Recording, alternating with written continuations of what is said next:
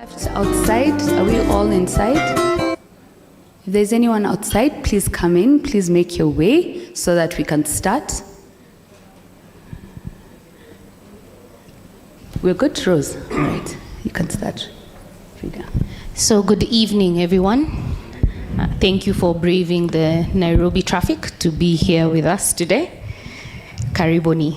So as we welcome you today, we just want to say thank you for joining us for what is a major milestone as we mark 2 years of the Clinical Research Society of Kenya. A hand of applause, please.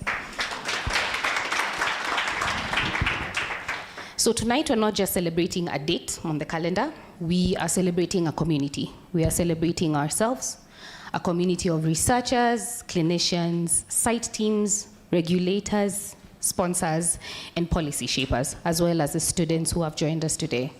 We're celebrating partners who wake up every day committed to evolving Kenya's Clinical Research Society. So my name is Dr. Frida Mwendia, and I work with IQVIA, and my co-MC? I'm Dr. Eileen Koske. I work with Roche. So without further ado, we'll get started on the program and enjoy yourselves. Thank you. All right. So thank you so much, Frida. And thank you to everyone for showing up with your time, your ideas, and your influence, and your belief on what CRSK is building.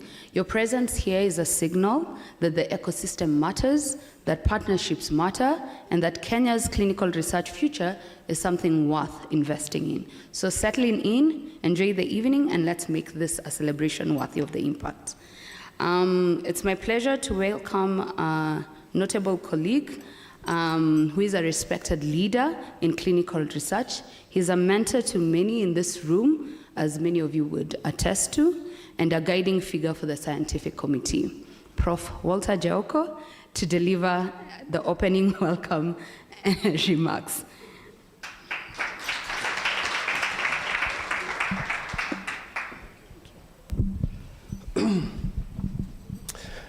So good evening, everybody. Yeah, so it's a pleasure for me when you're talking about 2 years. I remember when we started this, the ideas, I can see people here who mooted the ideas of having this society. And we have done well, but there are still things that we need to do. One of the major objectives of this society was to improve the clinical research ecosystem in Kenya. And we worked very hard. We had a TWG where we identified potential and real places where there are bottlenecks for clinical research in this country. And we had some proposals. We had made so much progress. And then our link person in the Ministry of Health, Dr. Gidhiomi, retired. And then we got stuck. And so we've been trying to reactivate that. But there's a lot of things that we identified as potential areas that if we sorted, will greatly improve the clinical research ecosystem in this country. But having said that, we have done well. 2 years, you're just toddlers, but we have been running, even as toddlers. So looking forward to this evening, just to review some of the things that we've done. It's great to see partnerships here represented by academia, researchers, industry, patient groups. I had to say that because of one patient group person I know. If I don't mention that, I'll be in real trouble. And ministries of health, county government is not well represented here. Actually, on this table we're discussing and we're wondering, one of the bottlenecks that has recently been created is by county government. I don't know, is there anybody from county government here? We'll lynch you. Anybody? Yeah, because what you're finding now in some places, county governments have also created another level where they need to approve clinical research before you start conducting the research. We would not have a problem with that if it is just one of the checklists. They check that you have ethics review, ethics committee approval. If it's a clinical trial, that you have Pharmacy and Poison Board's approval, and you have NACOSTI permit. So then they just give you approval. But many county governments are claiming that they need to review the protocols, and they do not actually have the capacity to do that. And as a result, we are having a lot of delays. Just this morning, we had a meeting with the CEC for Nairobi to discuss this, and we made it quite clear to her that this is an area of concern, at least for Nairobi, and she's promised to look into that with her technical team. One of the hats that I have recently acquired is to chair the Health Benefits and Tariffs Advisory Panel for the Social Health Insurance Fund, and to put interventions on the essential list requires evidence, and it has just surprised me by how much evidence is lacking. So, because we use what is called a method called a health technology assessment, where you look at how many people are affected, you look at the epidemiology of the disease, how many people are affected by it, what is the cost of treatment. But for many of the disease conditions, we don't really have sufficient data.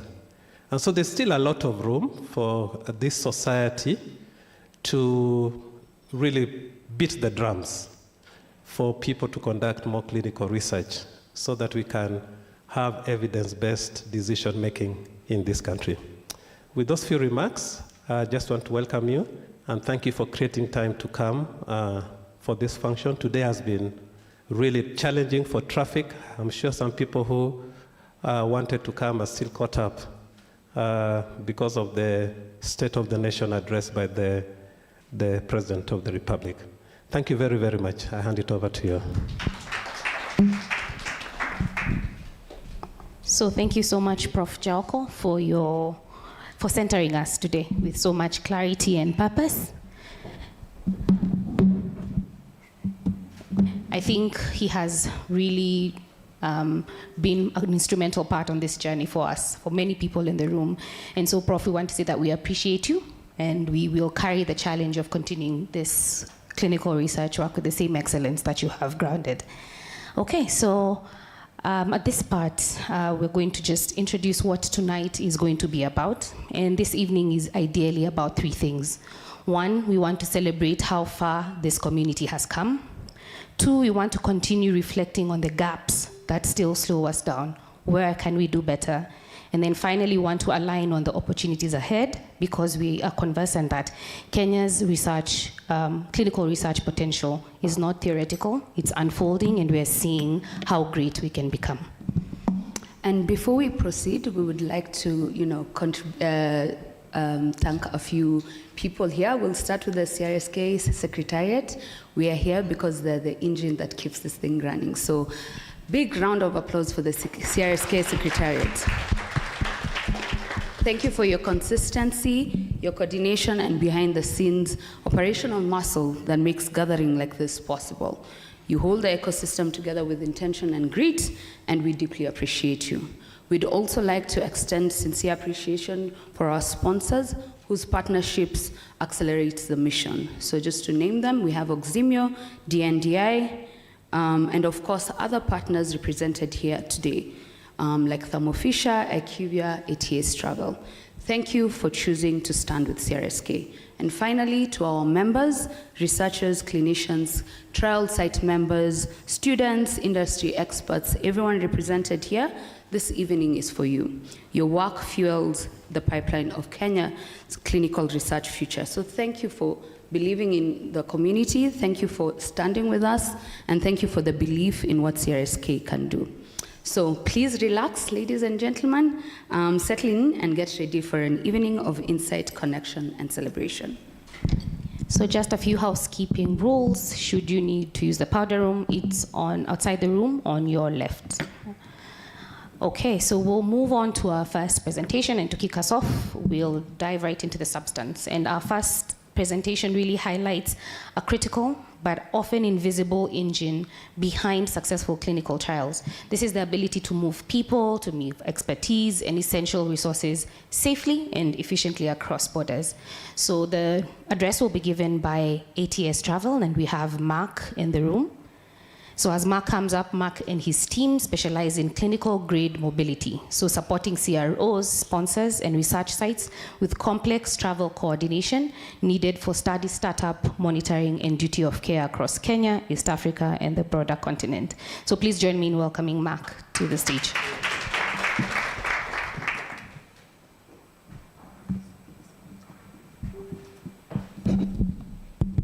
Thank you.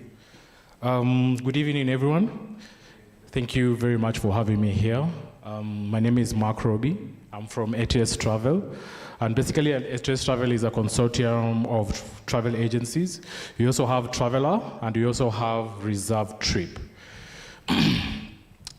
So today, we are here basically to celebrate the CRO leaders, the policy makers, investors, and the clinicians who are present here.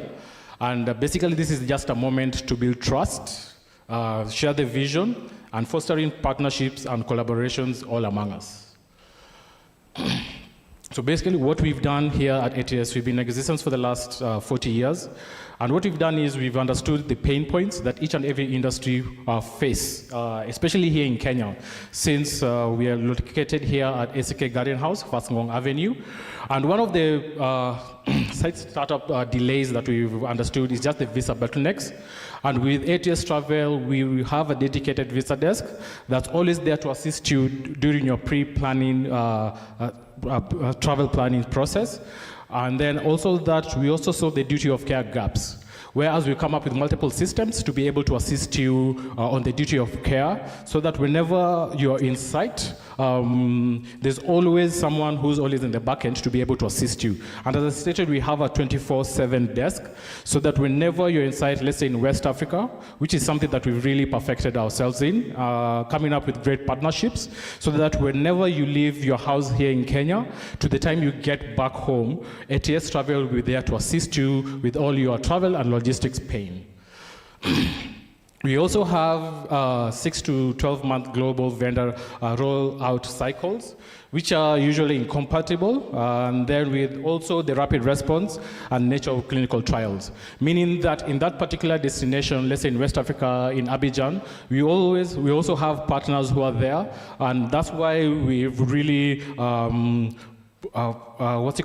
pushed ourselves to be able now to create greater partnership in West Africa, so that whenever you want to book travel towards West Africa, you are not only using multiple suppliers or multiple vendors, you'll only use one single vendor who will be here to assist you during your time of travel. So yes, our consortium travel stack. So we have traveler.co.za, which is our South Africa-based digital platform. And as I stated to some of you there, we also have a booking engine. It's basically an app, whereas you can access it on your phone on Play Store. And then it's just a contract where you also have to sign up with us, and you'll be able to access all these travel services with a click of a button on your phone. And then we have ATS Travel, which has been in existence for the last 40 years, with deep existence in Kenya, whereas we serve over 400 corporate here in Kenya. And then we also have an office in Uganda, and also we are coming up with an office in Tanzania. So we also have Reserve Trip, which is our baby company. That's also a travel technology company, whereas we've also come up with different compliance strategy and also reporting modules, so that you're able to see in your organization which is your most favorite destination, who is your top policy breaker, who is your top saver in your organization. Yes. So what we actually do is basically investigator and staff mobility, whereas we do the end-to-end routing for you. With our travel expertise, we're able to plan pre-planning, whereas we have the visa desk to be able to assist you with the visa process in any destination, not only in Africa, but also beyond Africa as well. We also have a proactive disruption management, basically the immediate handling of cancellations or schedule changes to keep trials on on track. So let's say a flight has cancelled and you are supposed to be at site or on a site visit the next day. We'll be able to look for you alternatives so that you're also there in the next day. And do not worry about cost. We'll always worry about cost when you come back to your office. Then you have a centralized profiles, whereas we are able to manage frequent travelers. And other than that, if you have multiple trials across Africa, if you have multiple teams moving across Africa, you're also able to just check that on your phone as well through our app. And you're also able to just share that to your team. And then also sponsors are also able to see how effective and also how robust that your team is. Then you also have the CRA relocation, whereas we have optimized schedules for site visits and long-term monitoring assignments.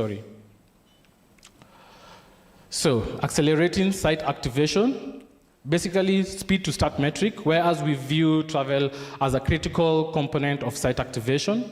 So our logistics are designed to shorten the time to site activate metric significantly. So like I said, by pre-planning the travel playbooks aligned to activation plans, we remove logistics as a bottleneck so that whenever you go to a site visit, your only aim or your only vision would just to concentrate on that particular site visit. Deployment bundles, so we do offer multiple bundles for startup teams covering monitoring, training, and setup visits. So as I said, we'll be able to assist you during your pre-plan, during your trip, and even during your post-plan. What do I mean by during your post-plan?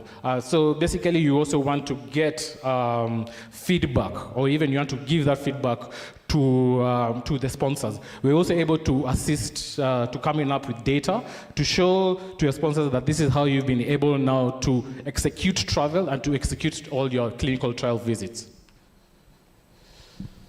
Safe, duty of care, and resilience. So as we all know, in West Africa, we're not really too sure of the supplier, or are we not too sure that we're going to meet the transfer who's supposed to pick you up. So with that, we've been able to come up with various ways to be able now to track the different travelers.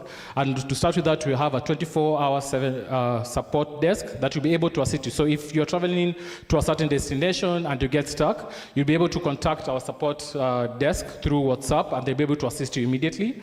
Then we also assess the risk management in certain locations to be able to come with various ways to averse that particular risk. And then we also partnered up with Hepstar, which is our travel insurance partner in South Africa, to be able to come up with bundles of travel insurance and emergency protocols tailored for the rigorous demands of the clinical research that you have. So let's say you want to go to Bamako, and other than doing the site visit, you also want to go on a tour and an excursion. We'll also be able to assist you through that process and be able to just remove that burden and that headache from you. Yes, so Pan-African coverage, as I said, we do have multiple offices here in Africa. That's to mention Uganda, Kenya, Tanzania. Uganda, South Africa, and Kenya. So what we do actually, we have established, of course, West Africa, Southern Africa, and connecting to the major hubs. So if you also want to travel in between Nigeria, we'll be able to assist you. And then in-country vendor networks, local ground support, hotels and regional airlines to ensure reliability where global aggregators fail. So with ATS, we've also been able to expand our inventory in flights. Not only do we offer flights from Kenya, but also from various other destinations in Africa. Meaning that if you want to have an inter-travel in Nigeria, you want to move from Lagos to Abuja, just by a drop of WhatsApp or even a drop of a text or even check on your phone or even your app, you'll be able to get that particular flight to that particular destination. And our infrastructure is basically designed to plug into new countries instantly. So if you have a new destination that you want to go and you don't have that particular partner there, we'll always work around the clock to be able to get you to that destination without any hassle. So realizing operational efficiency, 70% faster mobilization, reduction basically in time for mobilizing trial teams. So with us, at the back end, you'll be able now to just focus on this particular trial and not focus on this logistical headache that you can face. Then audit visibility. With us, you're able also to see, on this particular trip, you're able to see how much service fee we've charged you in this particular trip. And then this particular report, you'll be able also to take it back to the sponsor. And that sponsor can be able to validate how, how visible and how compliant you are to certain regulations that are there. And then we have zero hidden costs, as I said. With us, you'll be able to see the service fee that we charge you towards each and every service that we give you towards your travel. Yes. So investigator movement cycle, life cycle, corridor and site mapping. So basically this one comes in when we are now planning for that trip. If you have multiple people going to multiple destinations, we'll always be able to coordinate those particular investigators or even clinical researchers to be able to access those destinations without any headache. We also do the traveler profiling, whereas we're able now to check and see if you're going to a certain destination, what's the validity of our Kenyan passport, especially during travel, so that whenever you want to travel, you don't get like it's 2 days to travel, then your visa has been denied, and that usually causes a lot of friction. Then booking and visa workflow, as I said, you'll also be able to access the booking credentials through your phone. And then with that, during the booking process, you're also able to get some visa information pre-booking through your phone or even through your email alert. And then the on-trip monitoring as an admin or even in the back end, you're also able to see just the different metrics towards this particular travel. And then the reporting and analytics, as I stated, you're also able to see different type of reports, your favorite destination, most traveled staff, who's the top policy breaker and who's the top policy saver. Yes, site activation and deployment flow. Site selection and activation calendar. Basically what we do here is just aligning travel windows with the master of activation schedule. So this is what we do to be able now to assist you with that. So I'll just quickly go through the rest of these slides. We are very travel tech oriented, whereas we're really trying to make systems to be transparent and also have local expertise in that particular destination so that whenever you travel there, you're able to access that particular service. So to partner up with us, we do have a booth outside there. So I have my card. You can also visit us at CRSK Garden House ground floor anytime you want, and we'll be there to assist you to come up with your travel needs. So not only if you book with us consistently, if you partner up with us, you'll also be getting incentives directly to you. So if you also want to have your own personal travel, we'll extend that incentives to you, or even a commission or even a rebate towards a certain destination. With all that, I'd like to thank you for giving me your time, and have a good evening. Thank you.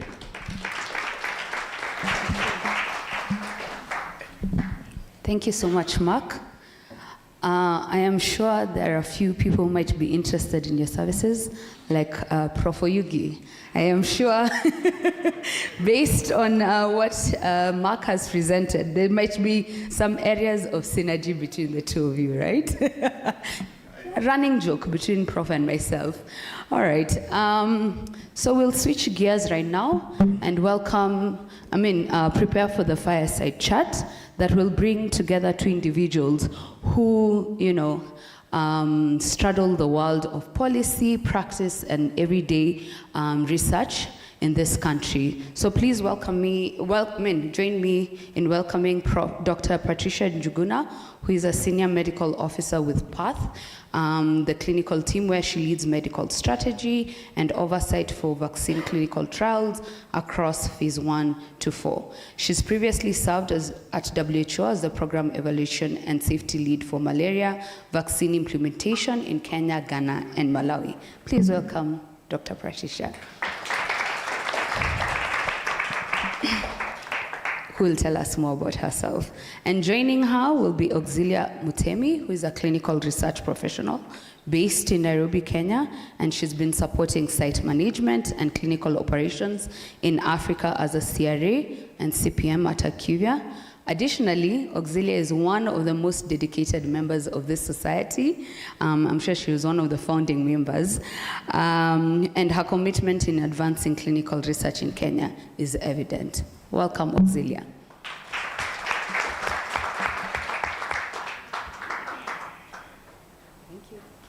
Thank you, Eileen. Okay, so good evening, everyone. Welcome to CRSK's second year anniversary. It's a pleasure to see all of you. And also welcome to today's fireside chat. So sitting with me here, of course you've heard, this is Dr. Patricia Njuguna. So we're just excited to dive into a thoughtful conversation on the journey, evolution and future of clinical research in Kenya and also in Africa. So let's begin by learning about Dr. Patricia's background and experiences. So to start us off, please tell us about your journey in clinical research and the role your organization plays in advancing this field. Okay, so thank you, and thank you for the invitation. Thank you to CRSK. My journey to come to clinical research, when I was in medical school, clinical research was not something that we really thought about, but I was very lucky to get an opportunity as a medical student to participate in clinical trials that were happening in the Department of Pediatrics under Professor Ndwati. And then I got a flavor of that. I then was also very lucky to have an elective term at Kemri Kilifi those many years ago, and found a fully fledged clinical research site that was taking on students for an elective term. So I spent 6 weeks there, and those two experiences really helped shape my perspective of what to do with my medical degree once I completed. So once I completed my studies, I was fortunate to join the Kemri Kilifi site as a research medical officer, and I think the thing that throws you in that space is they tell you forget everything you ever learned and question. So I think that was such a different perspective to learning and questioning and really trying to find out what's interesting. So over time, I've spent time both at Kilifi, progressed my training both clinically but also in the research space. So both, I'm a pediatrician by training, but also done some epidemiological training, which is helpful in sort of the clinical research space, and got opportunities to lead trials both as a safety physician, then as a principal investigator, and then more in the implementation space in my stint at WHO. And then now with PATH, we work on the sponsor side where we sort of identify clinical trials that need to be conducted and then work with sites, bringing them on board. So that's in a nutshell my journey. Thank you for sharing that. It's quite inspiring, especially hearing the different organizations you've been able to be a part of. And did you face any particular challenges in any part of that career so far?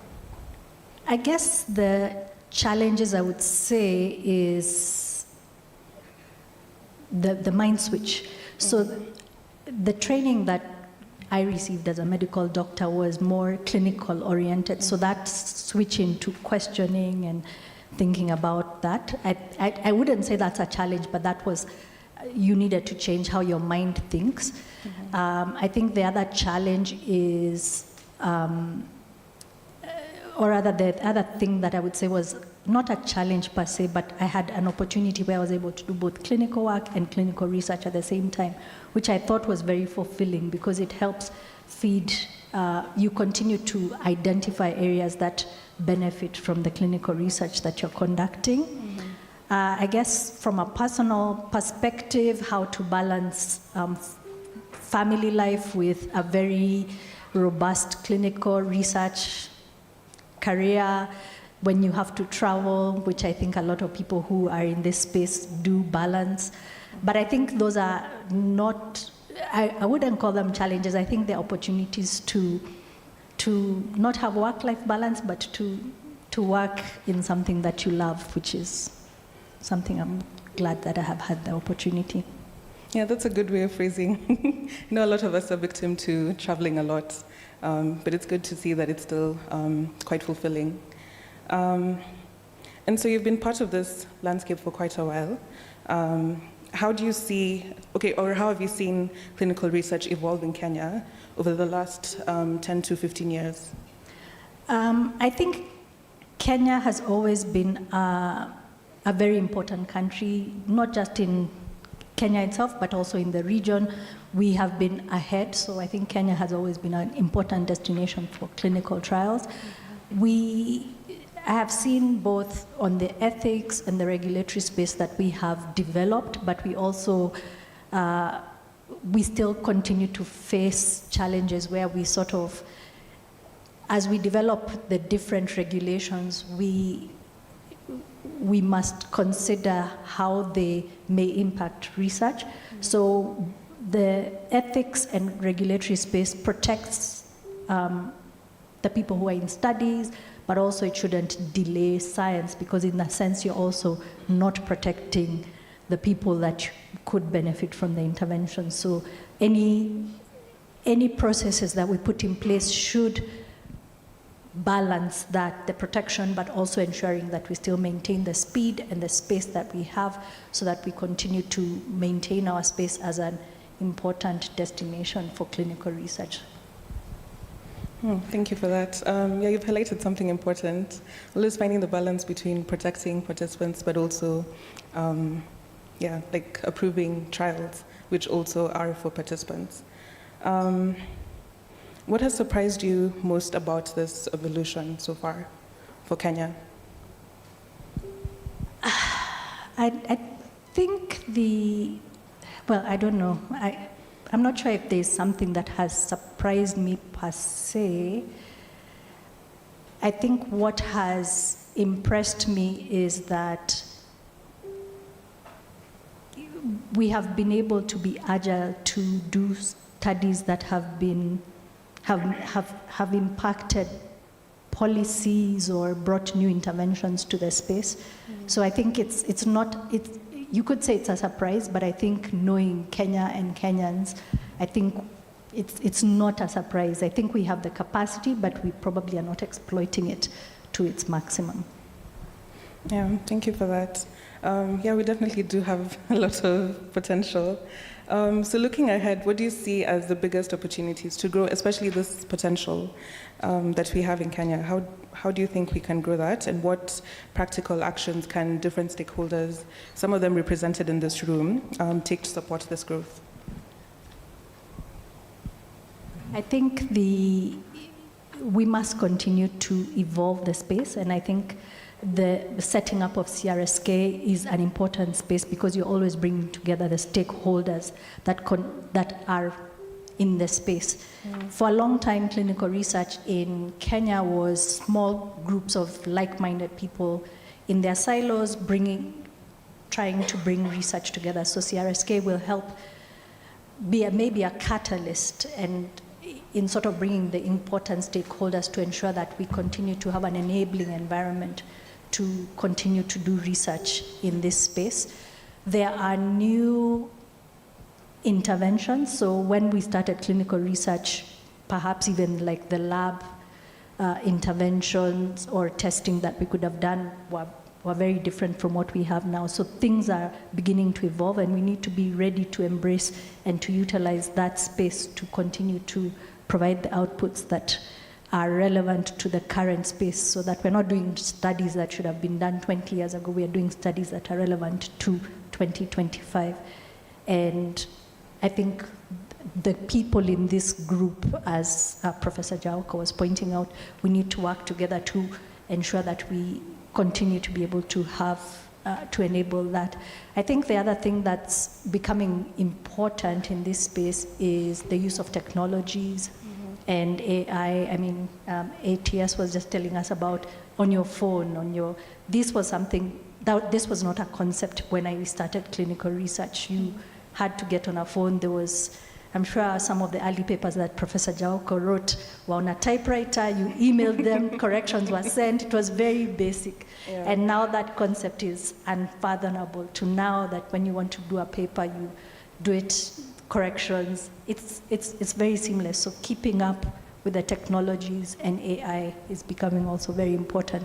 So it won't take away what we do, because there's always that concept of we are seeing the problems on the ground and looking at what are the interventions, but it will build efficiencies. And I think that's where we need to embrace these new technologies. Yeah, thank you for that. It's inspiring to hear that you're pro embracing technology, because it's changing quite fast, especially in the last 5 or so years. I think for a lot of us, even as we embrace technologies, we need a lot of training. And I think we used to laugh when we used to say people were taught how to use, is it LinkedIn? But perhaps we are getting to that point with the sprints in technology. Yeah, there's always room, and we're always around to help and catch up. We'll be on TikTok soon, and the next one that comes after TikTok. So in the last 5 years, major global events have reshaped clinical research. So starting with COVID, for example, what key learnings can we draw from that pandemic that we experienced? I think what COVID taught us is that we need to be prepared, and COVID showed us how we can build on what we knew at the time.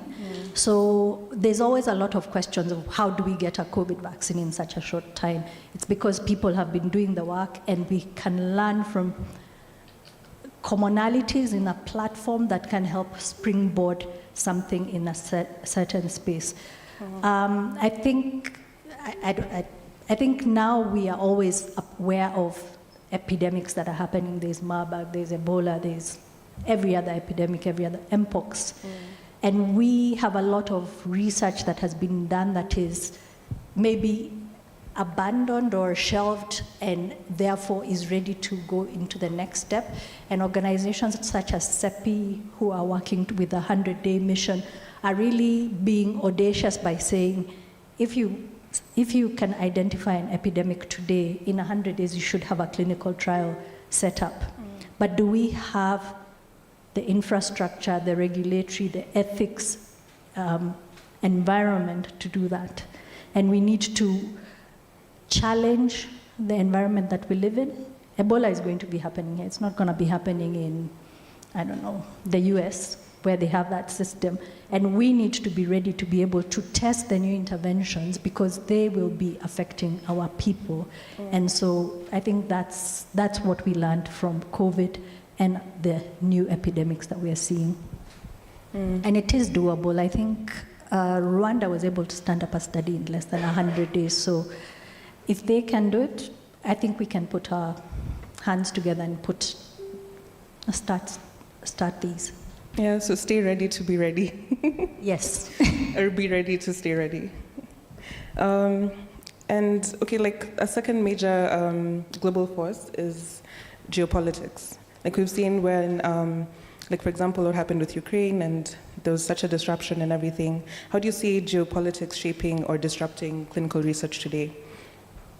Even in terms of elections as well. Okay, not specifically, but just like when we have elections in different countries and stuff like that.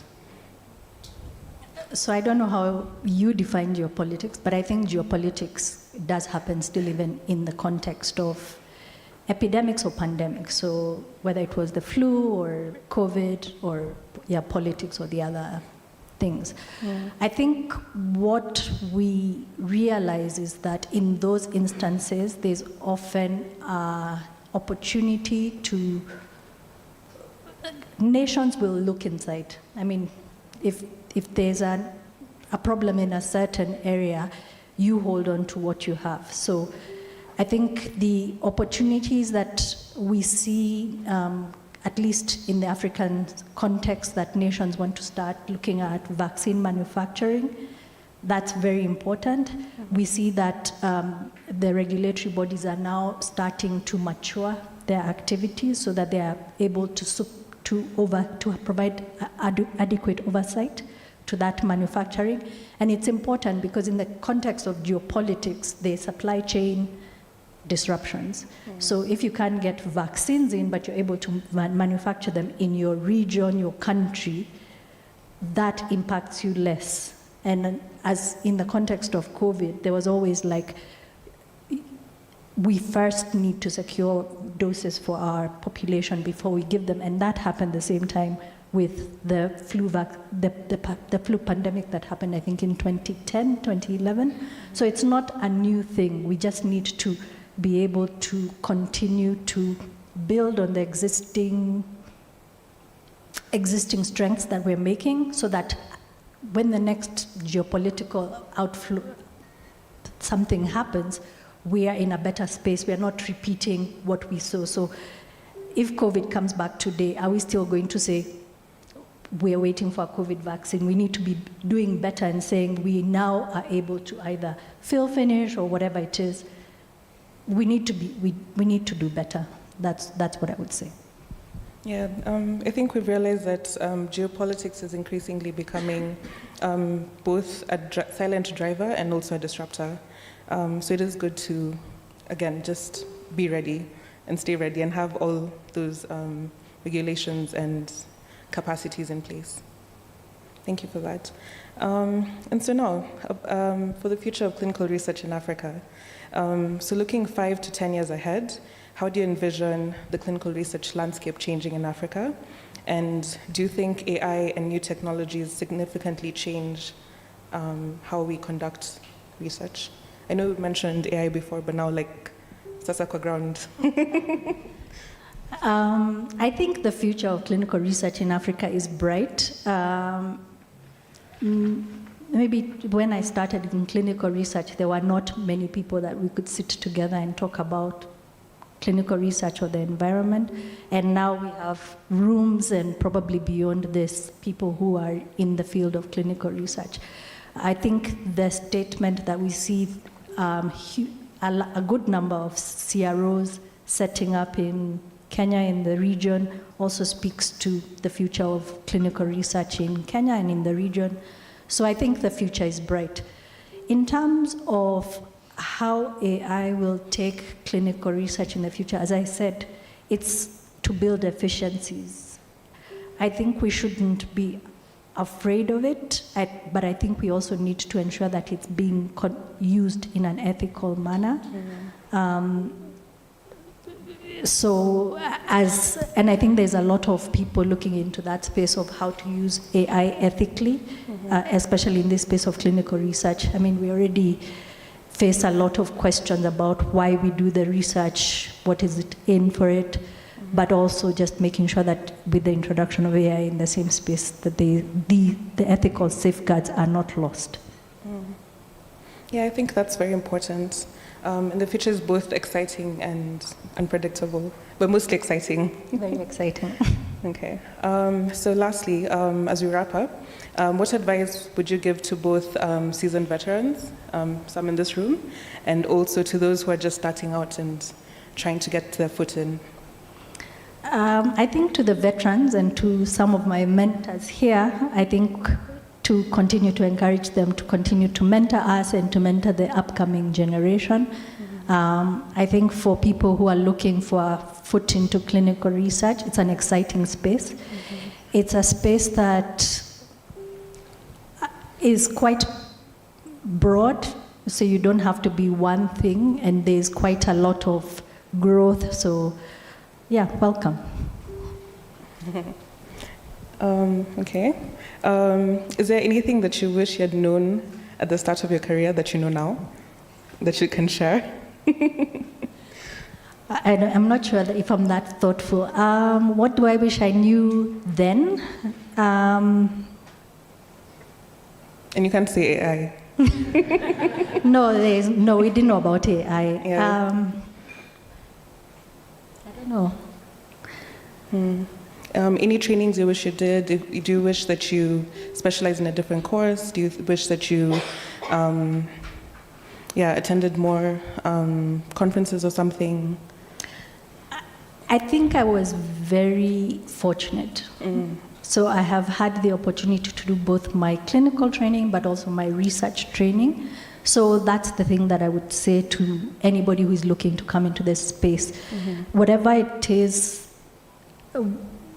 do all the trainings that you require that you think set you up for success in the career trajectory that you're taking. So I thought it was important to understand clinical trial design.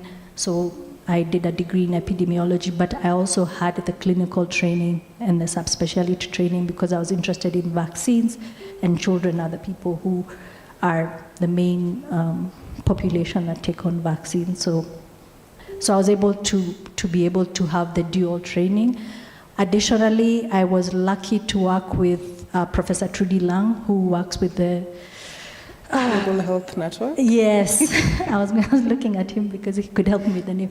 So, and she provided a lot of training around clinical trials. And when she was setting that up, we were lucky to be, I think, the first takers. So I was always in that space where if something was available, I was able to get access to it. So making sure that you get the appropriate trainings is always very important, and keeping up. It's not just training, but also keeping up with the space, because as we said, clinical research space is really agile and changing over time.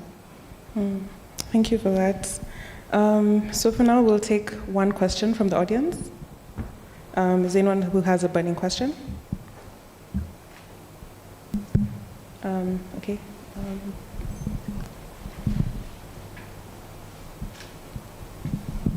Yes, Christine. Thanks. I'm a patient representative, but I'm also interested in clinical research, especially around rare diseases. And now I'm like going into the deep end. But my question to you is, how would you advise somebody like me to, in terms of, apart from training, how to get into clinical trials? Because I know right now things are going into patient-centered everything, and patients should be included from onset of the trial, not when disseminating results. So what words would you give me as an entry in trying to figure out how to get into this space that you've been? So I think, well, in the space that I came from, we used to lump it into social science, but I think it's very important. Civil society and making sure that patient groups are involved in setting priorities. So one of the things that I think is important, maybe others don't, is that if we are doing research, it should speak to the priorities we have, not the priorities of the funder, and hopefully we can find a way to marry them. We can sort of convince them that our priorities make sense to them, and that's fine. The patient groups have a big opportunity to legislate research priorities. And so in that context, working with probably the governments to ensure that research priorities and funding is set aside for that, but also engaging with the groups who are participating, making sure that if they're setting up clinical trials, they're actually speaking to the needs of the population.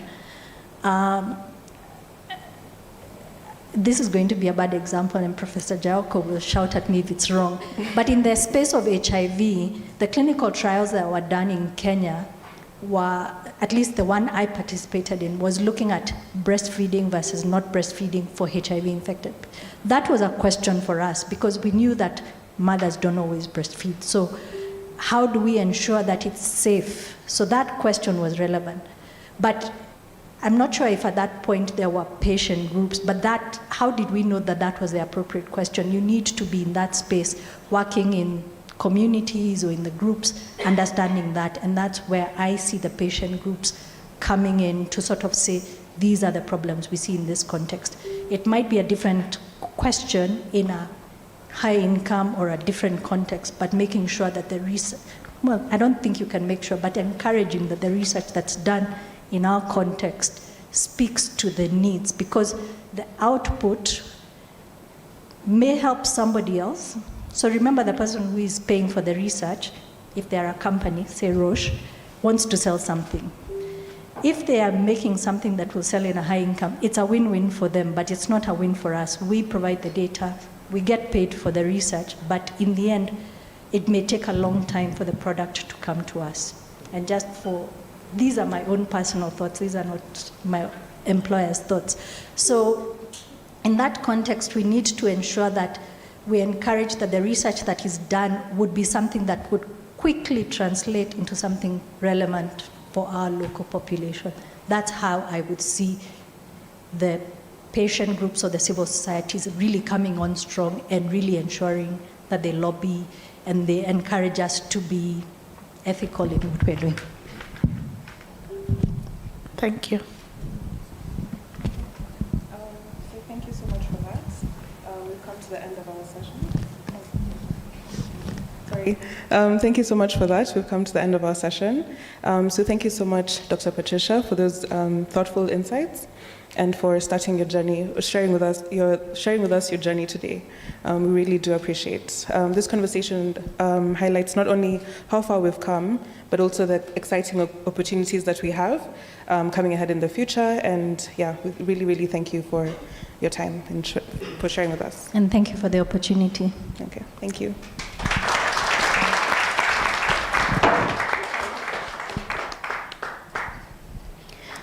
So thank you so much, Dr. Patricia and Auxilia, for the grounding conversation. So Dr. Patricia, I think your journey from, site level work to global leadership of vaccines and back to strengthening the clinical trial ecosystem in Africa is really a masterclass for most of us in this room to understand what it means to grow in science and to stay grounded in the science. And a reminder that we cannot get away from technology, and to embrace it is an important call. I think with all the oncoming innovations, it's good for us to keep in touch with technology. And I think you brought in the 100 Days mission, and that is a global benchmark and a powerful reminder that speed and coordination work together. And I think we don't really need to look so far. If we look at Rwanda, in the recent Marburg outbreak, they responded from the outbreak declaration to the first patient vaccinated. It was only 8.5 days. So this shows what can happen when science and political will and coordination work together. So at this point, I'm going to invite our next sponsor onto stage, and it features an organization that has become a backbone of clinical research logistics across Africa and beyond. So Oximio is a global clinical trials logistics leader with over 21 years of service and an operational footprint spanning more than 50 countries. So please help me in welcoming Celeste De Vries from Oximio. You're welcome.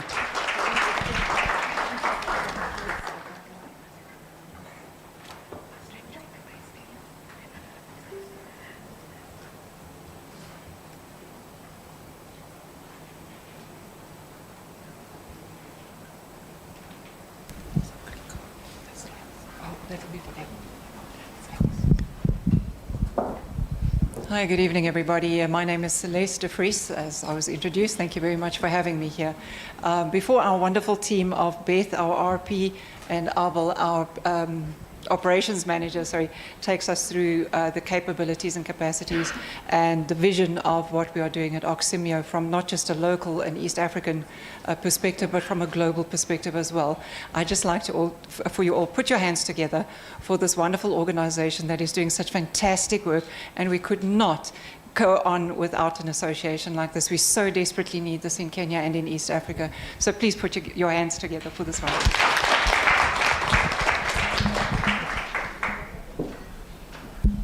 Hello, everyone. My name is Beth Karimi, responsible pharmacist at Oximio. I'm joined by my colleague, Abel Monene. So I know Oximio is, most of you, they know about Oximio, but for those who are new to who we are, Oximio is a global clinical trial logistic company that was established in 2004 in Ukraine, and we've set footprints across the world. In Africa, our depot, we have 2 depots in South Africa and in Kenya. Our South Africa depot was started in 2019, and in Kenya we started operations in 2022. Our Kenya depot is located on your way to Limuru in Tilisi. And for those who have visited us can attest, we have a world-class clinical trial depot, and we support end-to-end clinical research supply chain solutions across East, West, North, and Sub-Saharan Africa.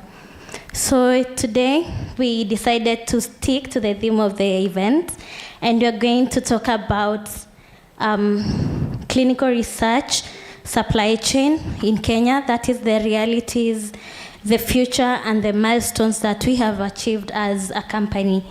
So I'll talk about the current realities and challenges. I and my colleague Abel will talk about the future. So my first point is lack of inventory management system, whereby this is a key challenge in clinical trial logistics, whereby we have limited end-to-end visibility of inventory across the stakeholders. That is from sponsors to us working at the depot and sites. So each level, they rely on their own different system, so we don't have real-time stock at hand, especially at site. So for us, we receive requests for resupply from the sponsors. So when we ship to the site, they're like, we expected more. So this causes stockouts, even excess at some point, and once in a while, we even receive expired products. My second point will be in cold chain management. Let's all be honest.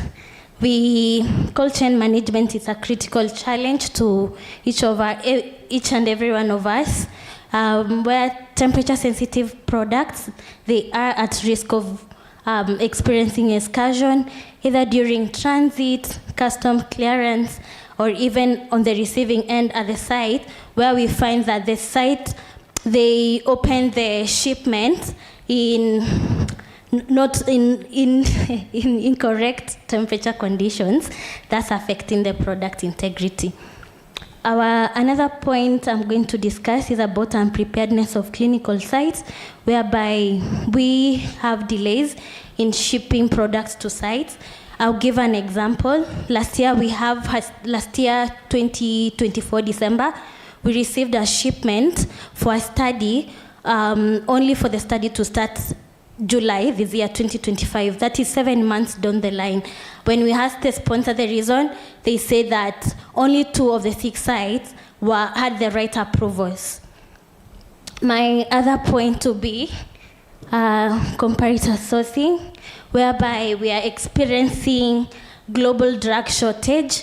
For comparator sourcing, most of the time they are drug focused and dosage focused. So I'll give 2 examples. This year we had a request to source a product called escazole, but we could not find the drug.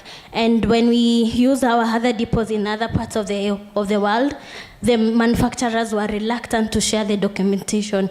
So we could not ship the products to sites. My last point today, it's about regulatory delays and challenges. I know this is a point that we talked about several times tonight.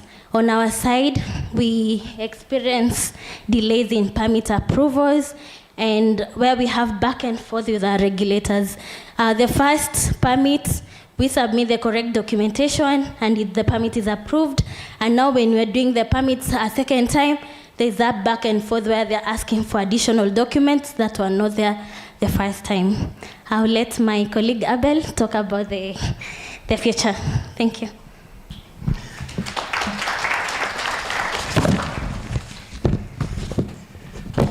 Thank you, Beth. I'll take over. I'll talk about clinical research, supply chain, but what the future holds.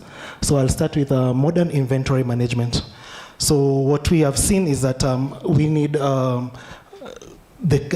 whole supply chain to invest in modern inventory techniques that goes from the CRO, the sponsor, players like us, Oximio, and similar who are in supply chain, and also the sites, to now invest in modern inventory techniques. This will provide visibility and reduce stockouts and overstocking. We also need cold chain storage management. This goes out to everyone in the supply chain. We need more investment in modern equipment which handle cold chain products. We also need not only that, but we need to measure temperature and also humidity. We also have noticed that sites do not have backup power, which is a real challenge. So we are urging sites and also CROs and sponsors to invest more in solar and backup power. The other point I have is patient-centric logistics. So what is patient-centric logistics? This is a clinical trial that is more focused on patients. We see as much as we have things like DTP, it's only DTP from direct to patient, from sites to patient. So we need more, the regulator to embrace more DTP especially from CROs to patient.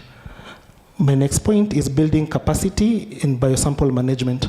So this year, Oximio has had so many requests for biosample management, but however, we do exports not only from Kenya to South Africa, but Kenya to Germany.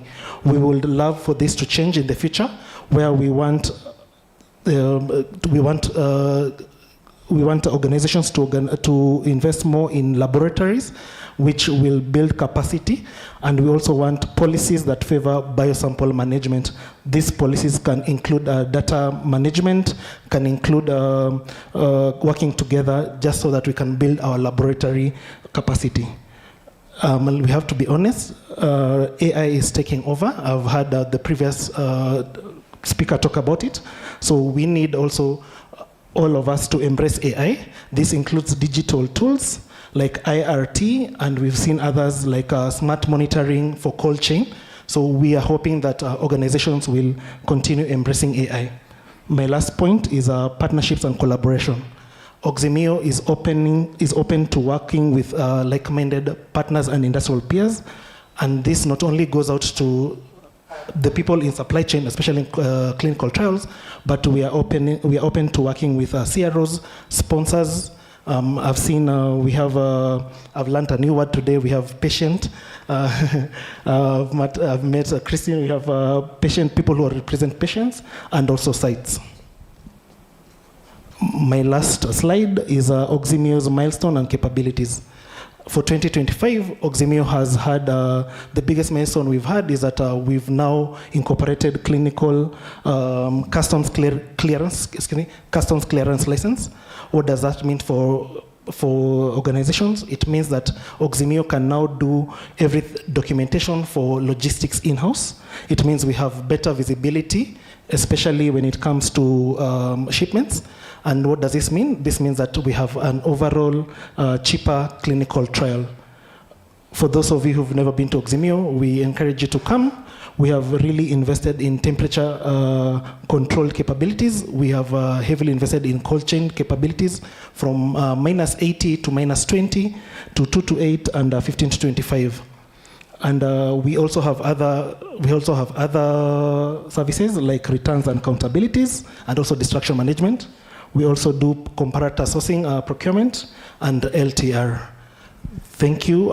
I think the ones, Beth said, the ones who've come to our Waited parts of the evening where we will have the panel discussion on community engagement. Community engagement is not a nice to have, as we're aware about. It's the backbone of ethical and sustainable and scalable research. So, Frida, do you want to join me to welcome our notable panelists? Okay, as we have the chairs placed on stage, I'll start our introduction with the moderator for the session today, Yvonne Mashira. So Yvonne Mashira is a social behavioral scientist and public health strategist with over 20 years of experience across multiple countries in Africa. She has worked at the intersection of research, evaluation, and policy, bringing deep expertise in HIV prevention, vaccine and product acceptability, and health system strengthening. So she has led behavioral research and consulted for organizations including the Global Fund's African Constituency Bureau, AMREF, APHRC, PATH, IAVI, USAID, the World Bank, very many other acronyms, consistently translating behavioral insights into practical, impactful strategies for public health and clinical R&D. So kindly give a hand of applause to Yvonne as she joins us on stage. And next on stage is Prof. Oyuki, who is a renowned Kenyan virologist and immunologist with over 2 decades of experience across infectious disease research, teaching, and public health leadership. He's currently the director in charge of University of Nairobi Institute of Tropical and Infectious Diseases. That's such a word. Mouthy. Better known as UNITID, and also a professor at the University of Nairobi. And his work focuses on pathogenesis, immunological responses, and epidemiology of viral infections, including HIV, corona, as well as arboviruses. Welcome to the stage, Prof. Oyugi. Okay, next we have Lillian Mutengo. She's a public health professional with over 20 years experience in community engagement in research, science communication, bioethics, and science policy engagement and advocacy in Africa. She has established programs and led teams to identify and execute innovative strategies that support better understanding of research communities and cohorts in biomedical research in Africa. So she's a member of the UK National Institute of Health Research, Global Health Research Professorship Selection Committee, a member of the WHO External Expert Reference Group on Patient and Public Involvement in GPP in Clinical Trials. And she's also a former member of the UK National Institute of Health Research. So Lillian Mutengo is currently a senior program manager at the Science for Africa Foundation, and in this role, she oversees science communication, community engagement in research, and science policy engagement. So a hand of applause to Lillian. And next on stage would be Dr. Njoki Njiriani, who is a notable and very impressive oncologist. She is currently the clinical co-lead in breast, lung, and carcinoma of unknown primary of cancer treatment in Kenyatta National Hospital. She's a PI at 2 trials. And she also plays an advisory role at Ministry of Health, Kenya. And currently she serves as the LMIC chair at Pediatric Radiation Oncology Society of Kenya. Her research interests include breast oncology, pediatric oncology, uro-oncology, and prostate oncology. So with no further ado, we'll hand it over to you, Yvonne, to moderate the session. Thank you. I believe there's one more person. Apologies. So we seemed to have forgotten one more panelist, and he is online. Pastor Marube. He's here. Okay. Oh, my goodness. Welcome. So welcome, Pastor Marube. So Pastor Marube is a church minister and general secretary at the Church of Christ in Kenya. He's the National Youth Patron of Church of Christ in Kenya, and he also sits on the Community Advisory Board of Kavi ICR, that is the University of Nairobi. He has a diploma in Bible, Missions, and Church Ministry from Nairobi Great Commission's Training College. So apologies for leaving you out, Pastor, but over to you, Yvonne. Thank you so much for that introduction. Good evening, everyone. We don't sound energetic. What is happening? And we're here to talk about how we engage each other, community engagement, and how we can make it meaningful. And also for us to break the myth that community is the other. You know, we don't look at ourselves as part of the community. So we are trying to bring that principle into sharp focus. Without community, there's no research, isn't it? So we want to explore 5 things. 1, how do we build trust in the face of misinformation? As an example, with clinical research around vaccines. How do we move beyond tokenistic involvement of CABs, and not just as a checklist for IRBs? How can we rethink consent in culturally relevant ways? We have our 50-page consent forms. Do participants actually really understand what they are signing on to? How do we close the feedback loop? I think we are very good at engaging the community at the beginning of our research because we must have them, we need them. But then once we write papers, once the findings come out, we forget about them. Also, how can we deliver long-term benefit after research ends? So not just to have a study end, but also how can we continue that loop around communication? And as you've heard from Frida, we have a very impressive panelist here joining me to join this discussion. But before I engage our panelists, I'd just like to hear 2 or 3 opinions from the audience. What do you understand community engagement to be? It's not an exam, I promise. Anyone?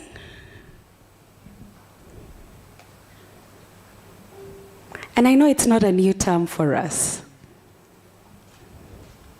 Yes, please.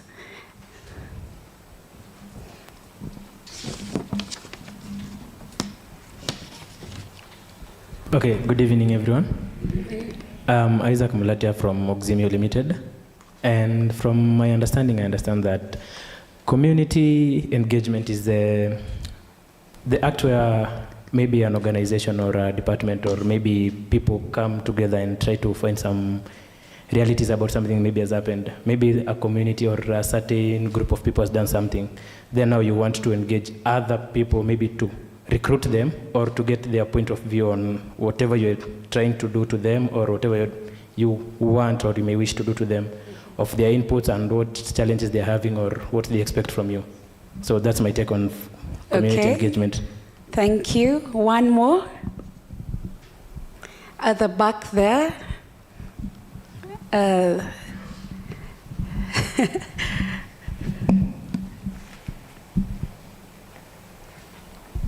I hope before you proceed, you can define who community is. Well done. Hi, everyone. My name is Dr. Mitako from PPD, part of Thermo Fisher Scientific. Community is obviously a very broad term, but for clinical research would be anybody who would in any way be affected or involved in the research. So that would be participants, family of participants, caregivers, for some studies, nurses, just a general population involved in this particular therapeutic research. Engagement would be reaching out to these different spaces, ensuring they understand if it is for a specific trial, what the trial is, why we're doing the trial, to allow them to have any questions about what the research is, what it would be used for, just making sure that the population that we are targeting is aware and understands what it is that we're trying to do, and to also give them an opportunity to provide feedback about what we're saying. Wow, thank you. Maybe we don't need to sit here. Sorry. It's done? It's done? Great. So panelists, that was to set the stage for what your audience thinks about community engagement. And the first aspect I'd like us to really address is around trust, rumors, and misinformation. And that very easy topic is for you, Lillian. So what persistent barriers, in your 20 plus years of experience, have you encountered in your work when it comes to a history of exploitation of research communities or ongoing misinformation? And how can we proactively build and sustain trust with communities? That's a mouthful. Persistent barriers. I think what I would say is, first of all, the intent of research that has become persistent in terms of how communities interact with research. Many people are suspicious of why are you doing research? Is it for the right reasons? Who does it benefit? Whose agenda are we doing this research for? That has consistently been a barrier. And despite continuous, assurances, it's always there to be a thorn in the flesh in terms of trust, because people will always look at, why are you doing what you're doing? How do I benefit? Who decided that this is important? So that's one thing that I have found. The other is we've struggled a lot with who funds this work. That has also been another persistent barrier. Who funds research, and particularly we've had challenges and questions around who funds Africa's science. And so these are not very easy questions. And allaying or rebuilding or building trust around these issues is something that has to be continuous to create the assurances that the work that we do aims to serve society. But I think the way we've spoken about science has also left a lot of questions unanswered. So I'll stop there for now. The other part is, you've asked the second part. How can we actually build and sustain trust with communities, given the difficulties that you've already highlighted and the understanding around research, or lack of understanding around research?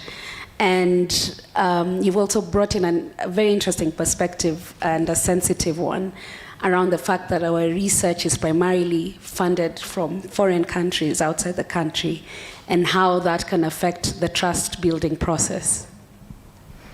Yeah, how can we build and sustain? There are different ways we can be able to do this. The first is, I think what we see a lot in the research world is that when we reach out to communities, we reach out to them as an afterthought. It's usually when we are going to recruit for studies, that's when we go out to these communities. And when we go out, we're basically going to tell them what we are going to do. And that's problematic. Just imagine if you were seated somewhere and someone came and told you, I think we need to give you bed nets because there is malaria here and you struggle with malaria. Someone may ask you, how did you decide or arrive at this question that I struggle with malaria, even though it might be scientifically true. So I think that is one of the issues. We are not engaging at times that are really critical. And here, when I say critical, I mean, how can we start engaging communities early on? Early on means when you start thinking about your research question, how many of us in the room actually make opportunity to just go and verify whether these research questions align with the priorities of maybe the communities that are most impacted? And communities here, I use the term very loosely. It could be clinicians, it could be policymakers, it could be people with lived experience, because the question that might be important to you as a researcher does not necessarily mean that it will be the same that is important to the people that you're seeking to serve.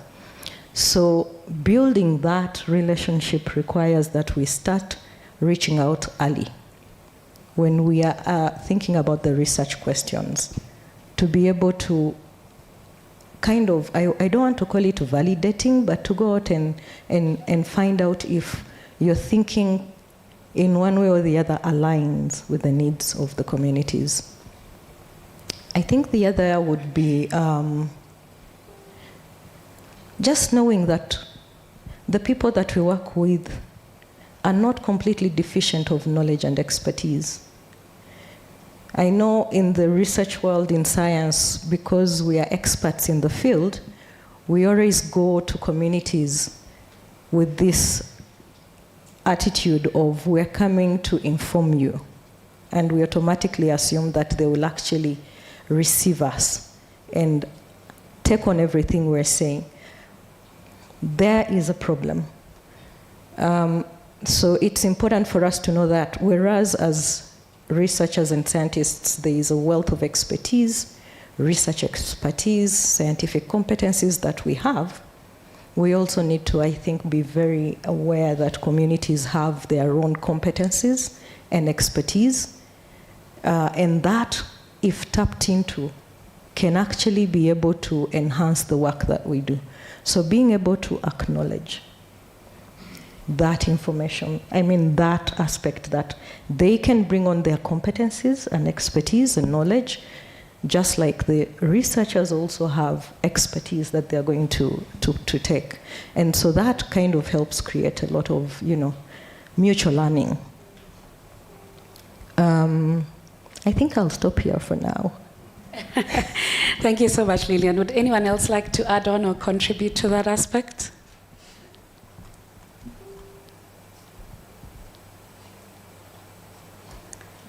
Okay, thank you very much. Thank you very much. My voice is deep. Thank you very much. What my colleague panelist has alluded is very common across anything that includes community, for community engagement. Part of what I'll be presenting in a few minutes is about community advisory board presentation, even a combination, the composition of a community advisory board. Some of this comes into place at the later stages of a protocol.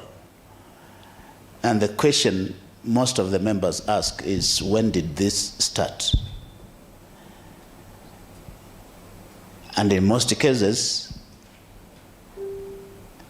most of the community members don't even know the product when it becomes effective, so that they can appreciate and say, yes, we took part in this. So it's very critical, and let me pass the mic over to another person who has anything critical to add. But I would say, if I may ask, am I adding to what she has said, or it is specifically my question? I come to my question. Adding to what she has said. Adding to what she has said. Before I come to yours, yeah. Yes. Yeah. Let me spare the rest for my part. Thank you. Yeah, just let me also add one or two things. I think community entry is very, very important for clinical trials.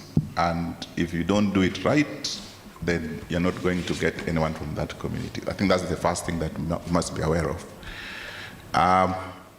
As if you look at the globe today, you realize that there are people who are actually anti-vaccines. Yeah? And those people are very quick, when there is a clinical trial coming up, they're very quick to start passing wrong information. So how do you deal with that? How do you avoid overcoming such groups? Because they are in our communities, right? I want to give you two examples why it is very important to get it right. Professor Jauku, who sits here, is aware that Kenya AIDS vaccine started a HIV vaccine trial a few years ago, and one time there was an article in the newspaper that Kenyans are used as guinea pigs. You see, people read a lot of newspaper in this country, right? So now you go to the community and they'll start asking you, are we guinea pigs? Yeah? So getting into the community becomes a challenge. That's number one. Number two, many years ago, I was involved in some trials in Kilifi, where we went to a clinic with people from UK, Wazungus, and the first day we went, a child actually passed of malaria. It was not because of our presence, yeah? But the message which went out was that these Wazungus are drinking the blood of our children.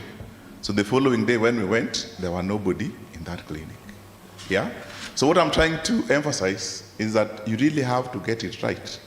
Yeah? With so many, there are cultural issues, there are also people who are emerging with their own personal, opinions around clinical trials. We really need to know how to deal with them early enough before you start your trial. And it's a process that continues. It's actually not even at the beginning. It's a continuous process. Thank you very much. Yeah, you've highlighted a really important part around research literacy and how can we make the understanding of research more, more edible perhaps and with less technical lingo and in a way that is actually communicating to the people that you're targeting. And also for research teams to understand the entire research process and not just the small part that they're involved in.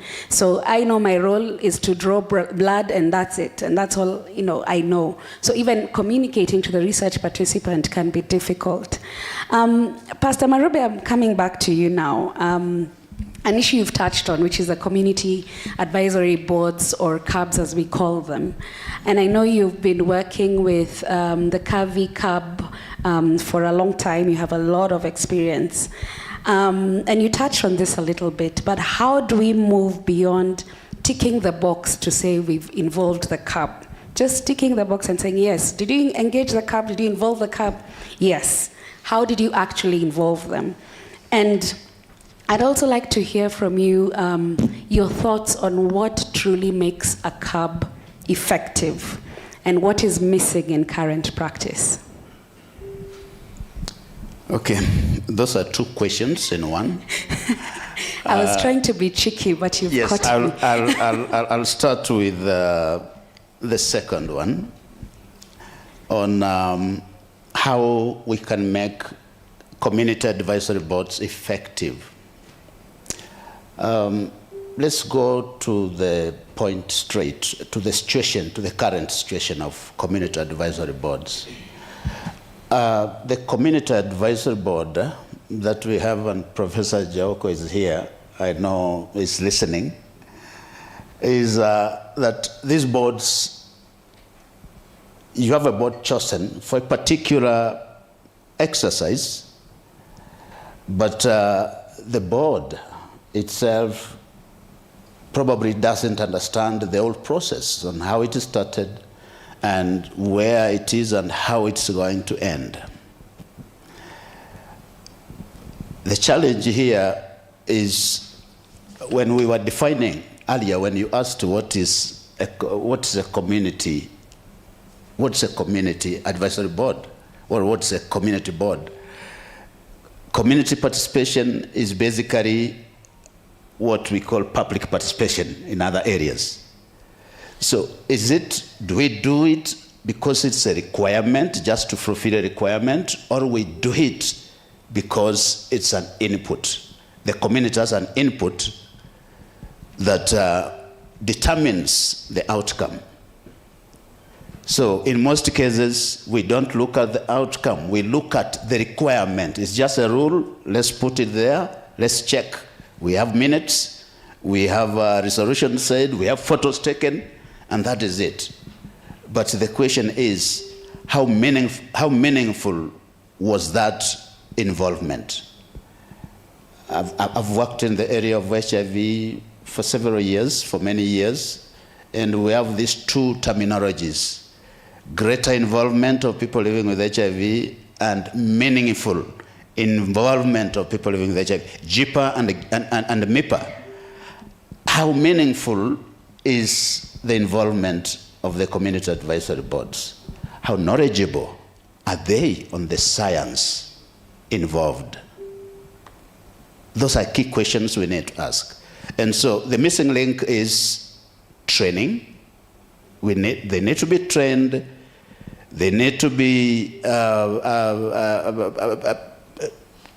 talked to at every stage of the development.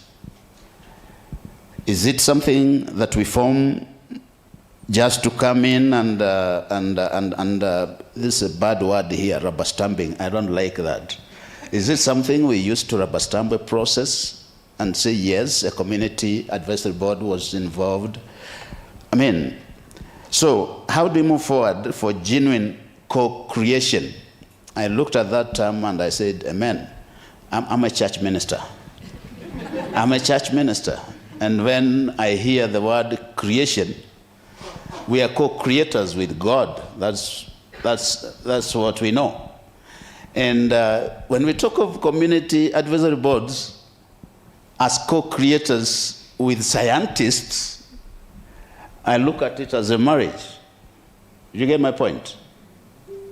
How do you move forward as a couple if you are not doing life together?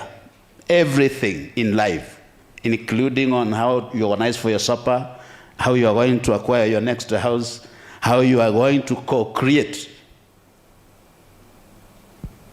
So let the community advisory board be a partner in the process, a long life partner, not a team that you create because the donor wants a community involvement. It is an empowered team, an empowered partner, an empowered component of a research, because at the end of it, that product is going to be part of our family. When we get a vaccine or when we get a drug, that drug is part of our household member. We use the drug throughout our life. We use the drugs in our hospitals going forward. So please, to improve on how to move forward as co-creators, let us include community voices at the stage of the agenda setting. This allows research priorities to emerge from a lived need, not a funding trend. We adopt a shared decision-making model, give CAB members a real veto power to over certain elements, such as recruitment strategies, consent processes, community communication plans, and so forth. Like, for instance, if at some point a decision is needed, and a board member or the community comes up and gives a proposal or gives an idea that may jeopardize the whole process, but that idea or that proposal is ignored and the team moves on and the product is out in a few years down the line, do you think the board that the community that sat and gave a proposal and you didn't take it in, do you think they will take it easily? They'll take offense at that. I was talking with Patricia a few minutes when we came in, and I told her there are two components of research development that are very crucial, and I mentioned about faith. When research is being done, we have faith that is going to be successful. But there's another faith, the faith based in a divine being, that has to be married with science for the product to be effective. And I said, there's a word that we call healing, and there's another word, cure. If I'm sick, and a religious leader comes to me and says, you need prayers for your healing, that should not be ignored. It's true, I need prayers for my healing. But a doctor will come and say, you need this medication for the cure of the disease. So faith for healing and science or medicine for the cure, they are all very critical, very crucial. And how do we marry them together? Professor here mentioned about myths and misconceptions. Somebody comes in, my process starts, and somebody comes in, and a religious leader stands up in the pulpit and says, this is a mark of the beast.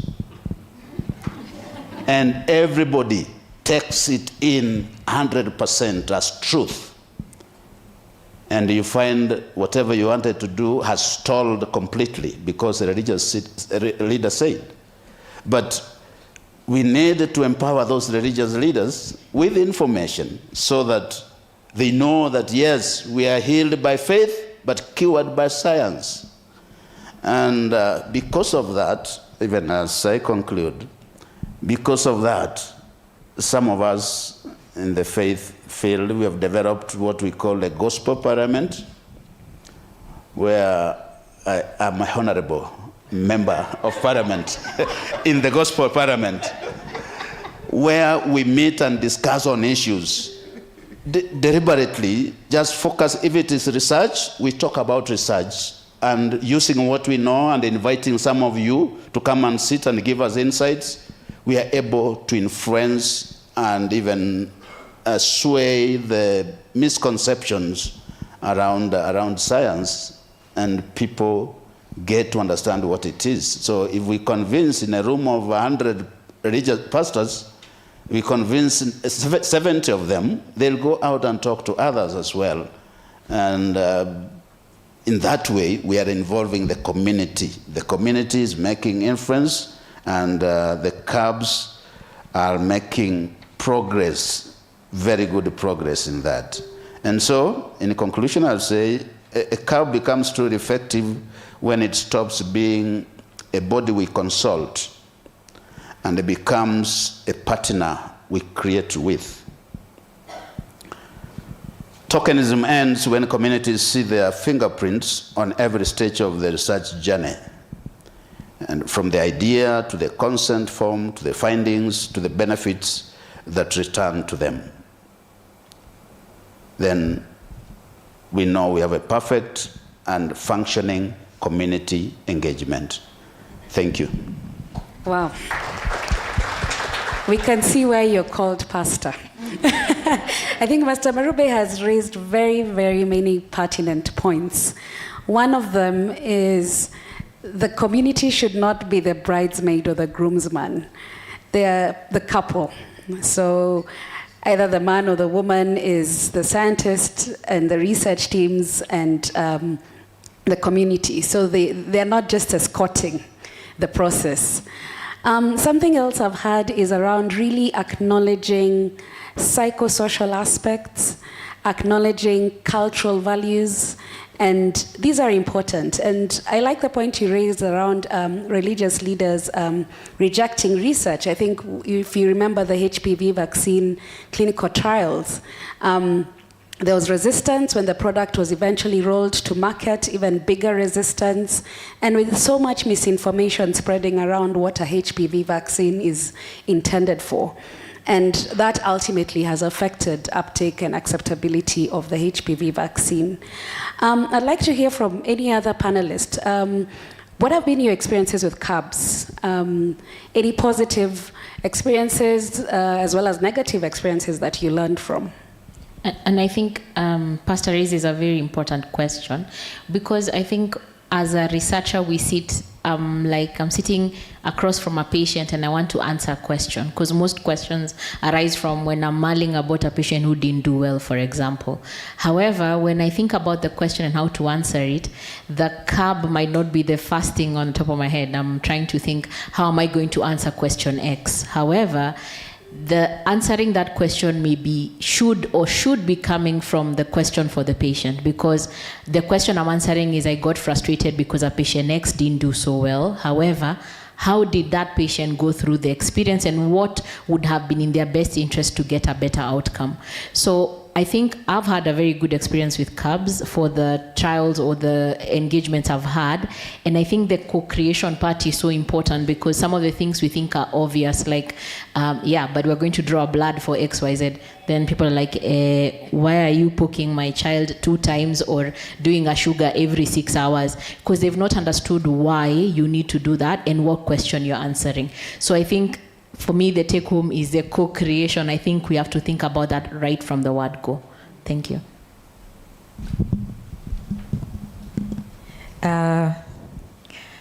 In my early years, when I was still very actively involved in clinical trials, one of the challenges we used to struggle with was if you have a CAB and they decide and say what you're going to do, you already have a protocol, by the way, because usually that's what happens. Correct me if I'm wrong. You know, they'll come with a protocol designed and then they'll ask the CAB, can you give us feedback? How many of you in the room, if you were told, this is not going to work, would go back to the drawing board? I think for me that is one of the biggest issues that I would like to raise. Because ideally CABs are supposed to be able to say, this is going to be feasible, or you might have challenges here. Maybe you need to get back to the drawing board to review this procedure. But how many would be able to get back and integrate this feedback into the protocol? For me, that's one of the issues that I've faced. I'm going to be a devil's advocate here. And I want to... We have a pastor, so that's appropriate. The devil will be chased away. The devil will be chased away. Yeah. One of the issues I've also struggled with is how long should a CAB stay in existence before you get compromised? Because sometimes you get to a level where, you know, there's a thin line between representing the community and actually becoming an advocate of the research institution that you are working with. So that has also been an issue that I've struggled with a lot. We could talk about CABs representing communities, but sometimes you will be asked, who decided that you're going to represent X? Who gave you that mandate? And when you get to this research institution, are you speaking about your own issues that you experience as a community member? Or is it issues that you've solicited from community representatives, I mean community members? And do you have the mandate to take back feedback? So these are issues, for me personally, I struggle with when it comes to CAB representation, and whether the CAB can represent different studies. Pastor, if you're looking at adolescent studies, would you still be the same CAB that is going to provide input? Or would there be need to have an adolescent CAB? Those are some of the issues I struggle with. Not to say the CAB is not important, it is. And I think for me, what I have learned over the years is that these are questions that we need to keep reflecting upon and trying to see how we also integrate other alternative mechanisms to seek community input and have the CAB as one of those very formal mechanisms, but also have maybe other informal mechanisms or other formal mechanisms as well that supplement. Yeah. So Dr. Njoki raised an important aspect around how we actually communicate to research participants and their caregivers, because she's also dealing with children, around study design. Have they truly understood what exactly you're going to be doing and when and why? And the why is important. So I find as scientists, we are very good at explaining the what. This is what we are going to do. We're going to do it at this point, but not why you're actually doing it. And I think it also points back to the aspect that came up earlier, where we assume we are the ones who know and they don't.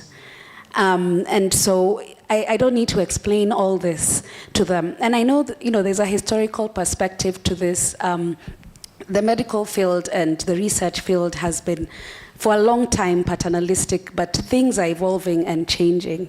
And Lillian, you did raise an important aspect around CAB composition. So does the CAB meet the needs of the study?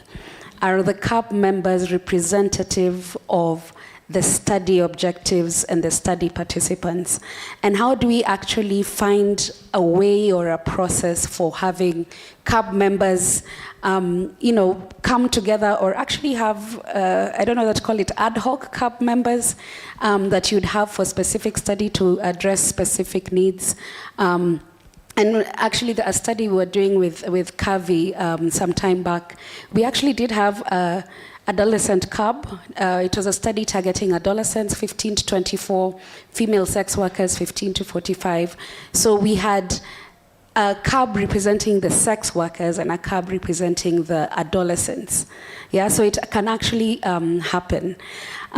So Dr. Njoki, I'm coming to you to talk about language, culture, and consent. And the aspect you mentioned around a mother not understanding where you're poking her child every 6 hours.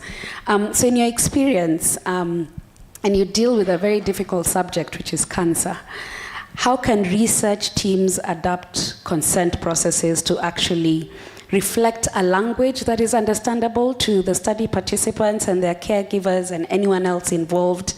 How do we also fit in cultural context?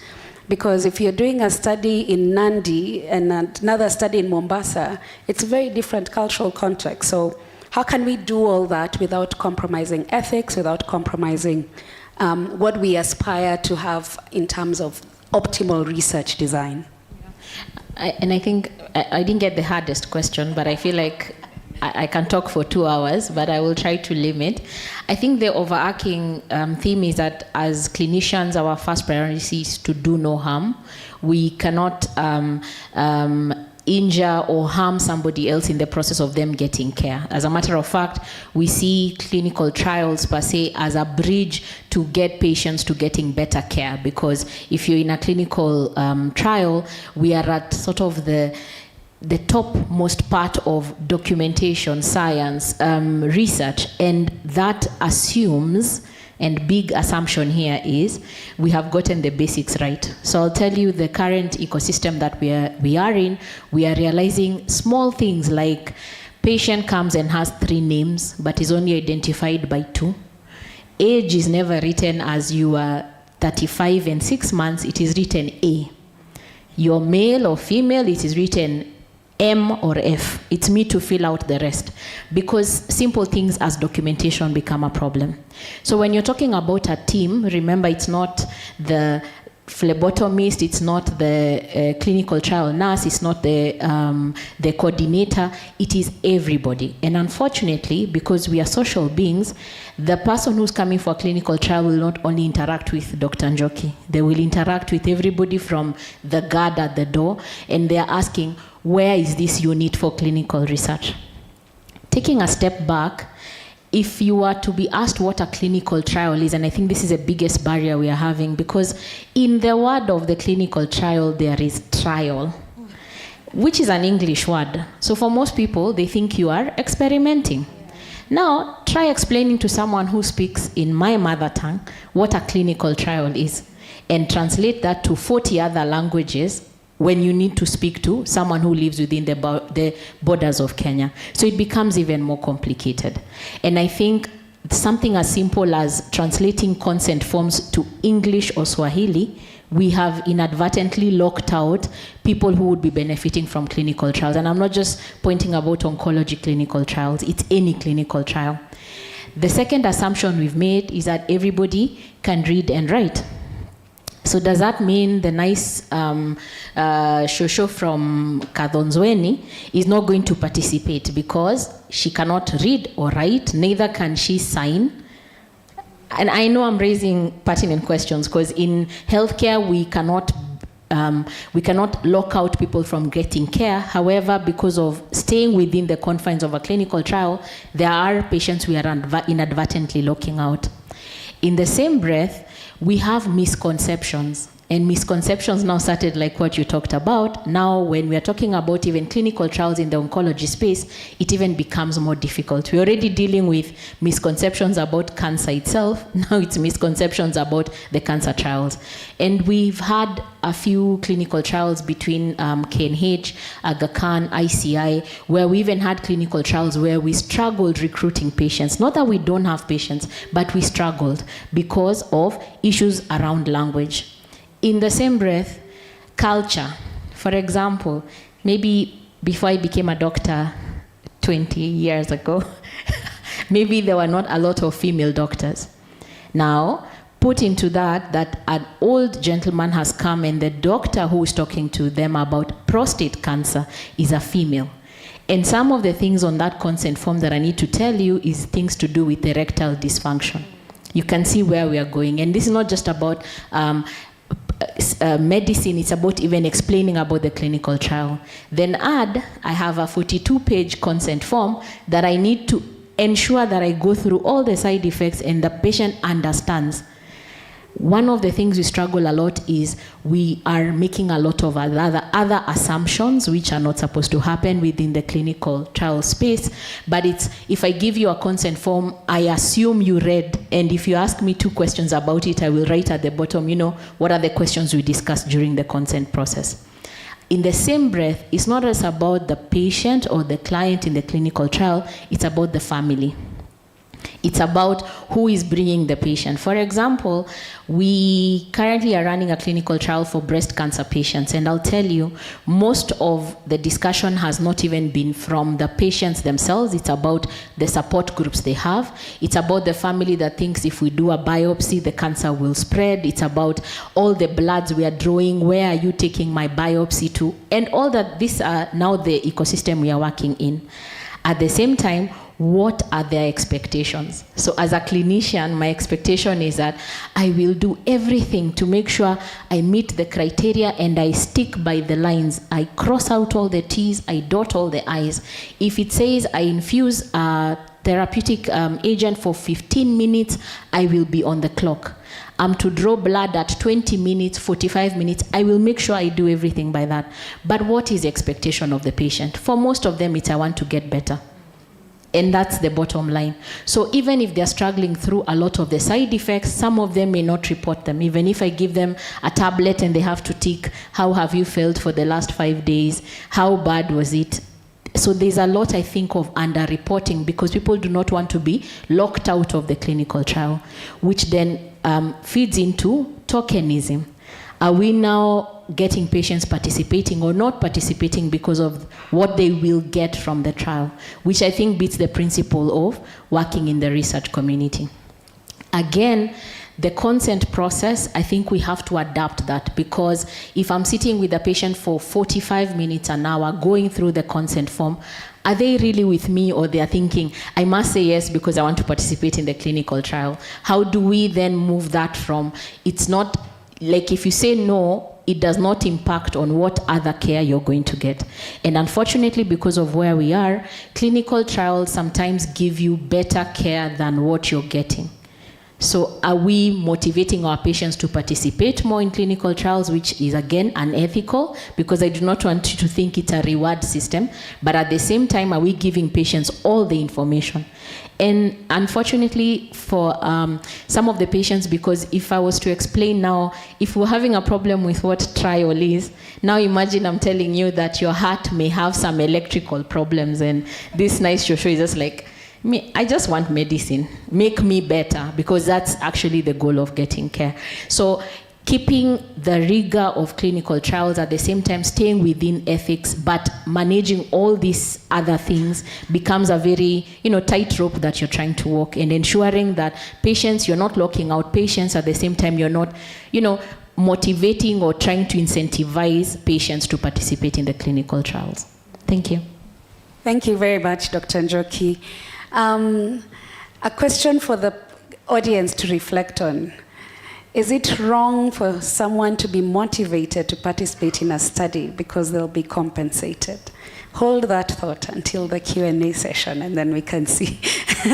But thank you. You've raised really good points. And I remember there was a clinical trial where I was engaged because we wanted to understand the clinical trial experience for the participants, because the clinical trial involved very invasive sampling procedures. It was an early phase, or what we sometimes call experimental clinical trial. And there was such difficulty with the word experimental. Another question for the audience, which we'll ask you at the end. Please translate experimental in your mother tongue. And we had to really come up with language that, was accommodating. So we are not trying to tell you that you're guinea pigs, or we don't want you to have that perception. But we also want to tell you that this is where we try and figure out, is our hypothesis going to work? And another interesting aspect also that came up in that clinical trial, participants were being recruited, I think it was age 18 to 45. And because we were recruiting adults, we thought, this is good, we'll be fine. And then we had a number of clinical trial participants between 18 and 25 who were still living with their parents or caregivers, who came, they qualified for the trial. We were doing it in Rwanda and South Africa. They qualified for the trial, signed up. They go back home and tell their parent, I've signed up for this. And the parent comes kicking and screaming to the research site, like, what have you recruited my child into? So also recognizing community values, recognizing that not only is the trial participant does not exist in a vacuum, they exist within a community, they exist within a family, and there's also a social impact around their decision to actually participate in a clinical trial. So thank you so much, Dr. Njoki, and you said it's the hardest question, but let's see how Prof takes on his. He gave me a really harsh advisory at the beginning that if I give him a hard question. Anyway, it's about closing the feedback loop. So participants often don't hear back from research teams after a clinical trial or research has ended, and that they were actually involved in. Why is this so hard to fix? And what kind of practical solutions can we learn from or actually implement to close the loop in a meaningful way? And I think this is also something that Pastor talked about. Thank you very much. So when we met, I told you that this question is so tough for me. When you ask me, I'll say pass and hand it over to you to answer. But having said that, I think this is something that we need to address as researchers. We do clinical trials, enroll participants, and then at the end of it, they never hear about the outcome of that study. Very common. I think first, I want us to understand that communicating the research outputs or results to the participant is an ethical issue that the sponsor and the study team must be aware of, but it is their role to communicate these results to the study participants. That is one thing that we need to be aware of. Having said that, this doesn't happen for a number of reasons.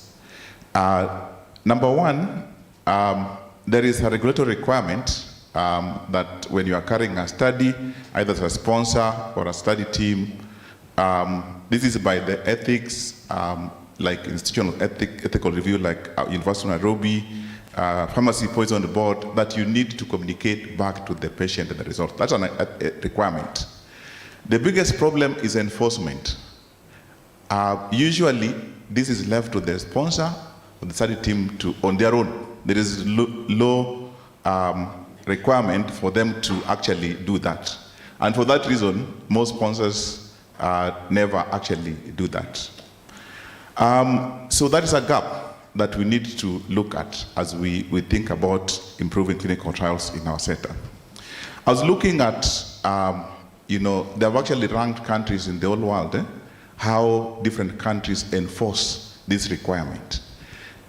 European Union countries, they actually have a requirement that for them to approve your protocol, there is a section saying that you must submit a synthesized document written in a layman to the study participant at the end of the study within 12 months. It's a requirement, yeah? And it is enforced.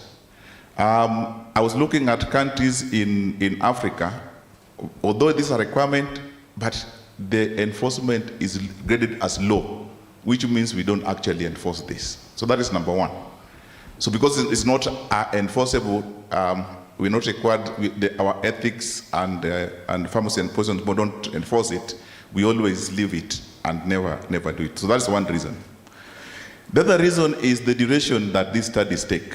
So most clinical trials will go for 2 years, 3 years, and you can imagine a participant who gets into a study at the beginning, is in the study for 6 months, but then he has to wait for another 2 years to get the results. What would have happened? This particular participant would have moved to relocated, they would have changed their contact, and therefore even reaching them becomes a problem. That's number 2. Number 3, the way our trials are funded, they are funded within a duration. If a trial is 2 years, the funding is only for 2 years. There is never a budget to follow up these participants who are in the study. So that at the end of the study, all the people who are employed, they go their way and they leave the study participants. Yeah? This is the truth, right? You are laughing at so budgeting is never there for post-trial activities. So that's number 3. I think those are the reasons that I can give for the moment. Maybe I'll give the rest later on. Thank you. Okay. Any thoughts from the team on closing the feedback loop?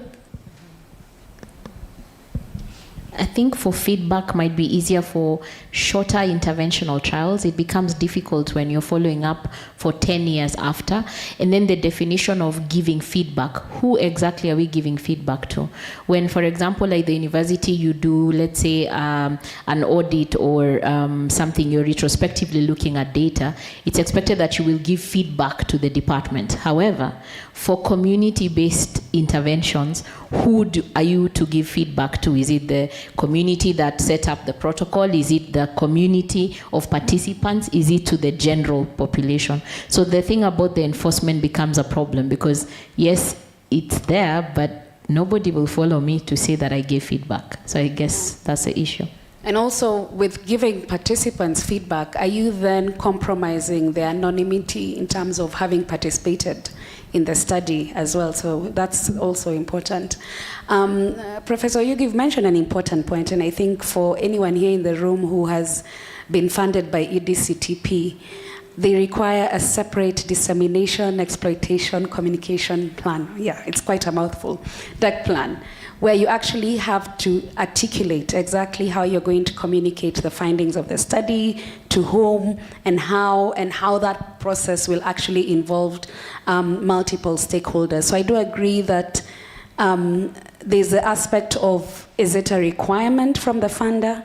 But I think an even more important aspect is for us to see the need to do it, and not just do it because a funder says that you have to do it. Yeah? Any thoughts, Lillian? Okay. One of the battles I've always had with the PIs or directors of research institutions is, why do we always do the things the same way and expect different results? Because we know that all the time this is what has been happening. Why, if we want to truly transform communities with the work that we do, then I believe that it shouldn't be on the funder or the sponsor to make it a requirement, but that it should be your innate, need to make sure that what you're doing actually transforms the communities where you're working. And I think that's, for me, one of the things, the battles that I have a lot with researchers. One of the things that I've always said and laughed about is that researchers assume that when they do their science, that scientific success is automatically going to guarantee social impact, or that people will actually automatically take on whatever they say is positive, but that's not what happens. And I think that's one thing that they need to start thinking about. I would just like to say that work that is currently happening around clinical trials is that they are going to start finding a kind of, I don't want to say enforce, but strengthen language in global research guidelines, particularly clinical trials, to make sure that, because previously what has been happening is that even the language has been making it possible and easy for research leaders, trialists to say, I can get away with this. But now there is going to, the language has been strengthened. Funders have, I think about 12 funders, global funders have signed up to the WHO best practices in clinical trials, in making sure that some things that have always been slipping through are going to be enforced now. And we hope that that will be one way to deal with the issues that we are currently dealing with. That when you actually submit a protocol or a proposal for funding, that they will be asking you, where are these issues? Where are the budgets? Where are the proposals? And that you will have people on review committees and funding decision committees to actually assess these components, not just the science. So hopefully that will kind of start shifting the way research has been happening, to start seeing new ways of engaging communities and engaging the different stakeholders in research more meaningfully.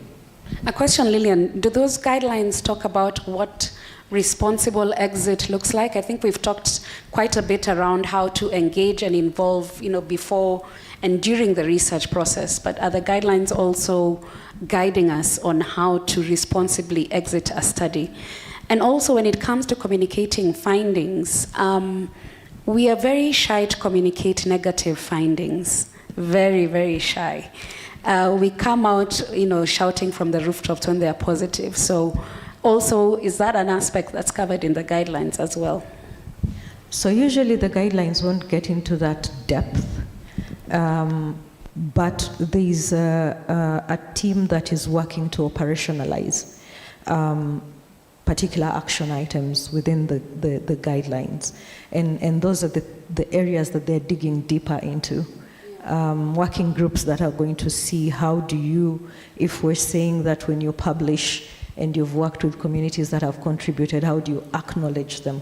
If you are designing protocols, how have you budgeted? What are you going to be looking at in terms of budgeting?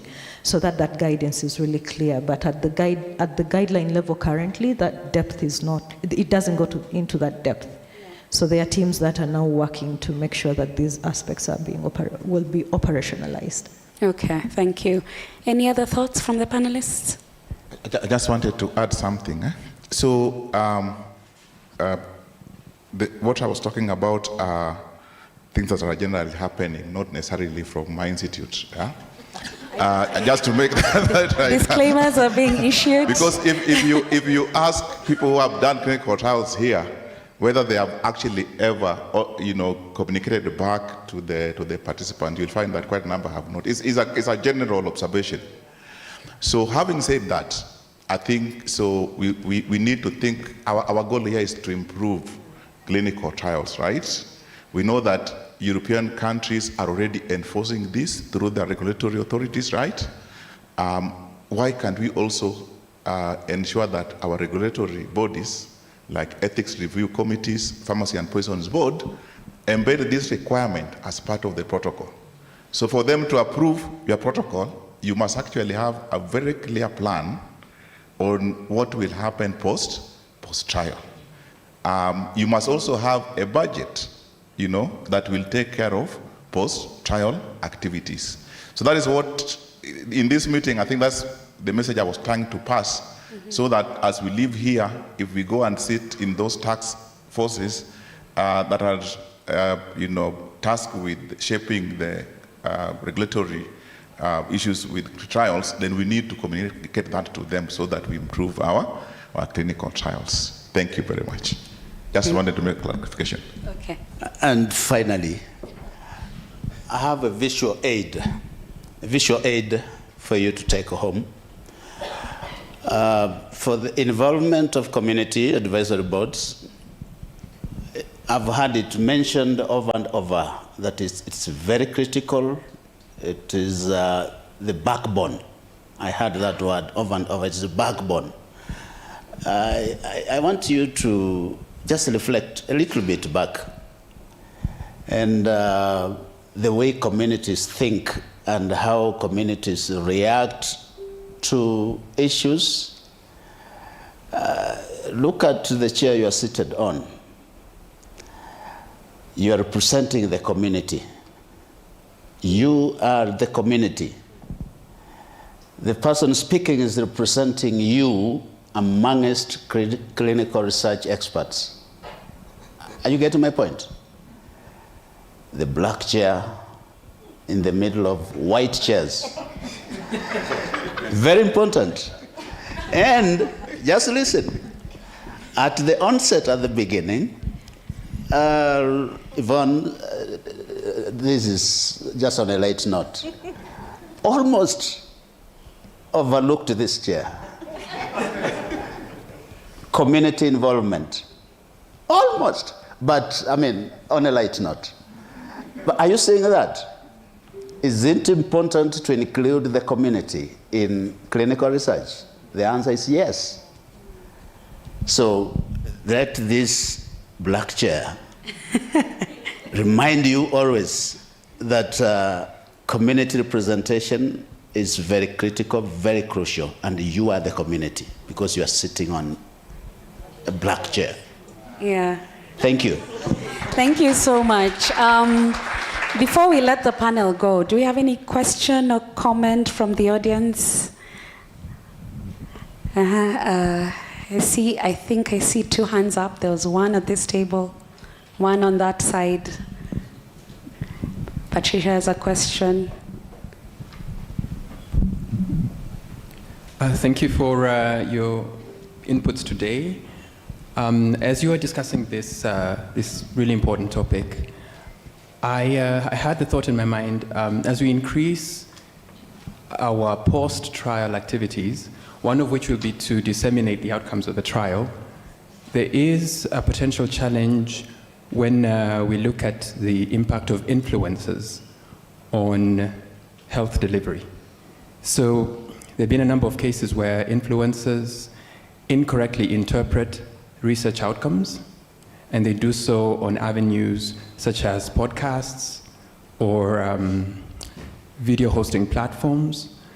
And they have such a huge impact on how the community perceives the work that everyone in this room is doing. What would be your guidance on what a community like this one can do to really, to be present in some of those platforms that are historically ignored in research dissemination? Very pertinent. The scientist leading the study has 500 followers. The influencer has 500,000 followers. Okay, let's hold that thought as we hear the other question, and then we can take them all at once. Mine is not a question, but a comment on how I have not heard that in rethinking consent, no one has talked about how the consent should be a living document and not cast in stone. Okay, living document. Dr. Njoki, that one is for you. Okay. So I wanted to also have a different perspective in terms of, we always talk about engaging the community, but the community is a big, they are larger than the smaller community that is driving them. So if you think of public participation that we do for bills, the population can say they don't like the bill, it needs to come back to the people, and people give their input. So I think there's also an opportunity for communities to to take ownership or to be more proactive, and that is something that I would like to see in the future, and I don't know how that can be implemented.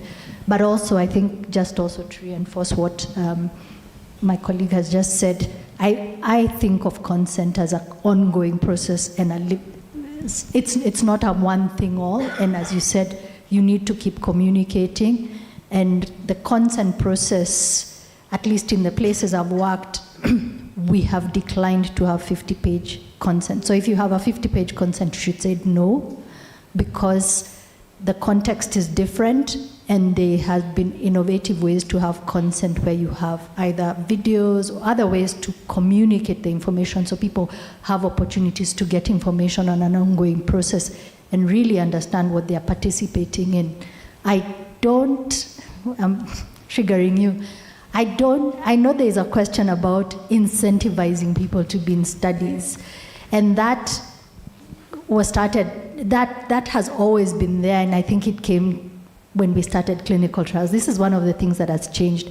In the beginning, it was like, we are poor, we'll be incentivized to be in clinical trials, but we incentivize people in high-income countries to be in clinical trials. So I think the most important thing, not the only thing, and it's against some of the social science context, is let people understand what they're taking part in. People already participate in risky behavior for very little money. At least in this one, we are making sure they understand what's going on. So, yeah. Okay, thank you. We'll start with the aspect around influence. And, the digital world is part of us and more believable. So, you have a question? No, I've just thought about something. I hope I'm loud enough. I usually talk a lot. Okay. Yeah, I just thought about something you said, Yvonne, about being scared to communicate negative results. So what does that mean? There's a process we missed, right? Which speaks to the old discussion around community engagement. So I just wanted to highlight that. Yeah.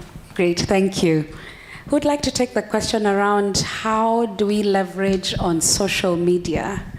And how can we engage social media influencers with the clout to actually communicate research results? Because unfortunately, people are more likely to listen to the influencers than to the people in this room.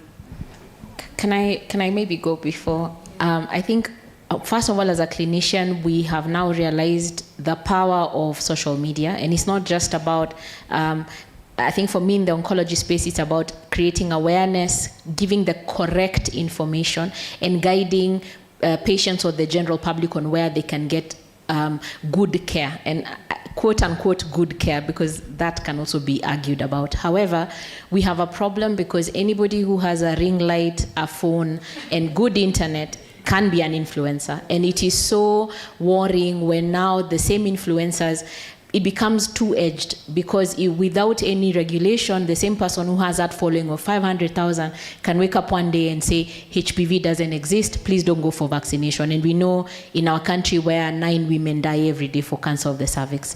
So I think there must be a way that we can have one correct information. For example, like CRSK, I know you guys are young, energetic. We are young and energetic.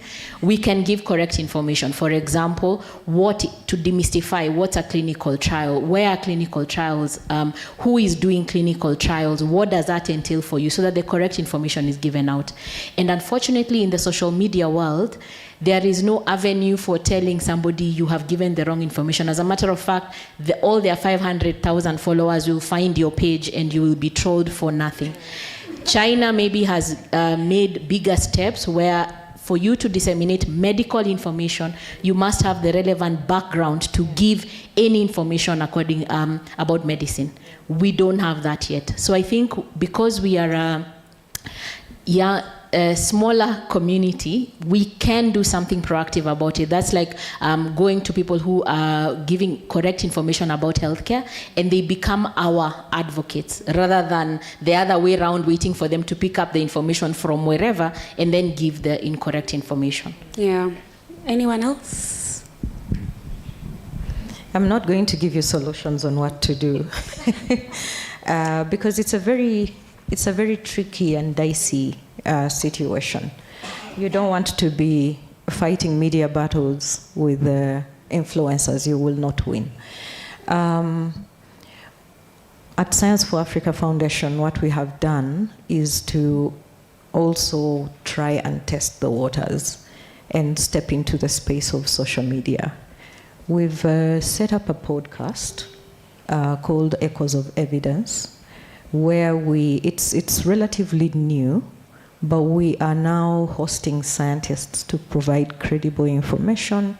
But the way we've designed this is that we are making science relatable, that we're not talking about the hardcore science that people will just tune in and tune off, to try and kind of relate that to real life experiences that people, deal with every day. And we are encouraging scientists who have, information that they would like to talk about to kind of reach out, and we schedule and find a way to talk about these issues. But it's new, we are trying to test the waters. The issue is that if we are not in this space to provide the evidence, somebody else will do it for us. And so it's not about counteracting, but being able to share the information that is actually credible. Then when people listen, they're able to decide, okay, is it these people or is it these people? So that is how we are going about it. And we are hoping that with time, it will gain traction, and hopefully more people will begin to tune in to get credible information. Yeah. And I'd also like to encourage us not to fear to be guests on these podcasts that have a big reach, a big influence, because they already have that established audience, and it really helps when, people from this room are actually communicating information that is credible. I'm being warned about time, but Pastor, okay. The other question was around the consent form, and I know Patricia has touched on this, and also what you can use as part of the consent process. And I like the aspect around visual aids and videos, and I've actually been involved in studies where we submitted those to the IRBs to actually be approved for use. So what are your thoughts around that? Yeah, so again, the 40-page was tongue-in-cheek.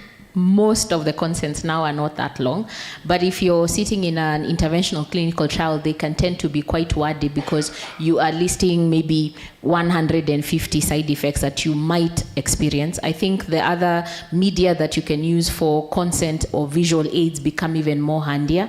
And yes, a consent is a living document. For example, especially when you start, let's say, a clinical trial, and 6 months in, we find that it causes darkening of your big toe on the left foot, for an example, then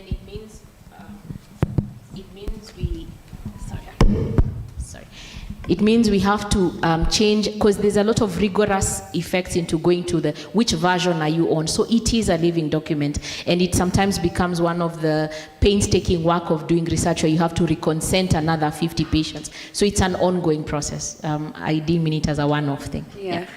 Thank you. Anyone else want to comment on the consenting process? Okay. Okay. So we all know that consenting is the backbone of clinical research. So if we get it wrong, everything falls apart. So it's one of the things that we really need to embrace. We need to be patient, and we need to put that participant as well into perspective and be in their shoes. So when we present a 50-page, I've seen them. So it's not, even recently, Dr. Patricia, I think some of them still come up, right? So you are the voice of that participant. You have a right to push back and demand for something more summarized or other more innovative ways to go about it, like the videos we're talking about. So this is very critical. We need to get it right. Make sure that that person understands, even if it means you do it over a couple of days, it's still fine. But if they understand, then the issue of you being scared to give negative results will not arise, because they understood this is a trial, it is a process, it can go south, or it can really work the way we anticipated it to do. Yeah. And I think adding to that, assessments of understanding are also very important, and you're able to tell which areas are difficult for potential trial participants to actually understand. Now, the last aspect was from Dr. Patricia, talking about, the ethicality around compensation and, how that can be a difficult and thorny subject. I've also been involved in studies where you can see there's a very serious difference in how participants in the Northern Hemisphere are paid and how participants on this end are paid for the same clinical trial, for the same procedures. Pastor, do you have some thoughts around that? Not very much, but of course I'll say there is nothing unethical about that, because unless we talk of the variations from the different hemispheres. But currently, locally, what is happening, that participant needs to be motivated. Yes. Thank you. Yes. I am being tied for time. Now, there's a networking session after this, and I'd like, sorry, we really have to close, but I'd like us to close the session here. I'd really like to thank CRSK for considering this an important subject for us to discuss. I've also been reliably informed I'll soon become a CRSK member. Chris, I'm looking at you. I'd also really like to thank the CRSK team for not constituting a panel that just has social scientists and community engagement experts speaking to themselves. I think it's important to have this kind of discussions with an interdisciplinary team of people involved in different aspects of the research process, and both from the community perspective and the researcher perspective. So thank you very much. To my panelists, thank you so much. In as much as some of you said the questions were hard, it didn't seem like they were hard at all. And I'm really thankful for your engagement and for participating in this panel. So thank you so much, and thank you all for listening to us. If the panel could stay on stage for 1 minute for a picture. So I think a warmer round of applause for the panel. Thank you so much. That was a very energizing talk.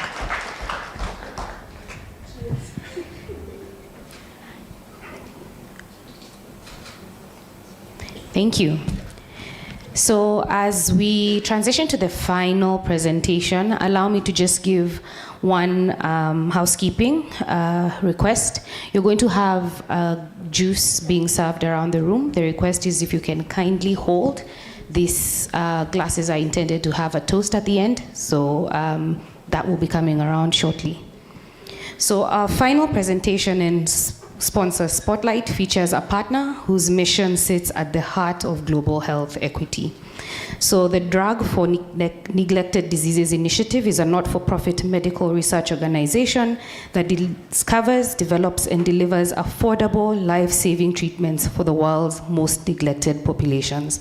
So representing them tonight is someone who needs no introduction, Dr. Bona Nyaoke, who embodies the principle that comes from consistent execution and relentless advocacy. A warm round of applause. Dr. Bona is a Harvard-trained global health leader and a clinical researcher, currently heading the Global Mycetoma Disease Program at the NDI. She managed the world's first randomized double-blind clinical trial on mycetoma in Sudan, no small feat, and is currently working on epidemiological and clinical studies on mycetoma in various countries. So a warm round of applause to Dr. Bona. Thank you very much. Glad, also a bit intimidated after that panel discussion, but it flows quite well with the presentation I'm making today. In terms of neglected tropical diseases and these neglected populations. Because even as we talk about clinical trials and some of the work that we currently do, we tend to behave like we know what is best for the people. And even within our work, we tend to go to the communities and tell them, this is the disease you have, this is what we are doing, this is the drug that is good for you, and this is how you're supposed to take it. So I'm hoping in our future work, or even our ongoing work, we can do better. So going into Drugs for Neglected Diseases initiative, first of all, is starting with the basics. What are neglected tropical diseases? Because we tend to talk about NTDs quite a lot, but a lot of the people, these are people in your communities, but we tend not to see them. And we tend to describe neglected tropical diseases by the people that it affects. These are the neglected populations. As we know, neglected tropical diseases usually occur in the most marginalized and poor populations who are living in remote areas. When we think about it in that way, we think of it in terms of small populations. These are not small populations. Over 1.7 billion people around the world are actually affected by neglected tropical diseases, and almost all countries in the world have at least one NTD. 40% of this global NTD burden is in Africa, and we know that the reason why these diseases are also neglected is because there's very little financial incentive in supporting the desperately needed medical research for this. Developing any drug requires a lot of money and a lot of time. And we are looking at populations who might not be able to afford these drugs once they have been developed. So we find a lot of farmers or biotech companies do not spend this much needed time and money on this. So this is where Drugs for Neglected Diseases initiative comes in terms of developing urgently needed treatments for neglected patients, working hand in hand with partners from low and middle income countries to be able to implement this, and speaking out for policy change to ensure that we have effective and equitable R&D and access to the fruits of this science for all the people. We have 225 research and development and access partners across the world, currently in 47 countries, with 68 clinical sites in 25 countries, active in 8 disease areas, including sleeping sickness, leishmaniasis, post-Kala-Azar dermal leishmaniasis, cutaneous leishmaniasis, and visceral leishmaniasis. We're working on Chagas disease, filaria, that is river blindness, on mycetoma. HIV is not a neglected disease, but we were working on pediatric HIV as a neglected population. Hepatitis C, as you remember, there was a time the drugs for hepatitis C were quite expensive, so this was a population that needed to be looked at. And during the COVID pandemic, we were working on COVID-19, which has now evolved into pandemic preparedness. We are able to implement all this work through our offices, which are on 5 continents. We have offices in New York, in Rio. In Africa, we are in Nairobi and Kinshasa. We are also in Malaysia, India, and Japan. We work through the whole research and development pipeline, from chemical compound screening, evaluation, and optimization. As I mentioned, we work a lot through our partners through this. We conduct drug candidate assessment, testing in healthy volunteers. We go into clinical development with the larger scale clinical trials. And finally, we work up to implementation, ensuring that there's drug regulatory review and national registration.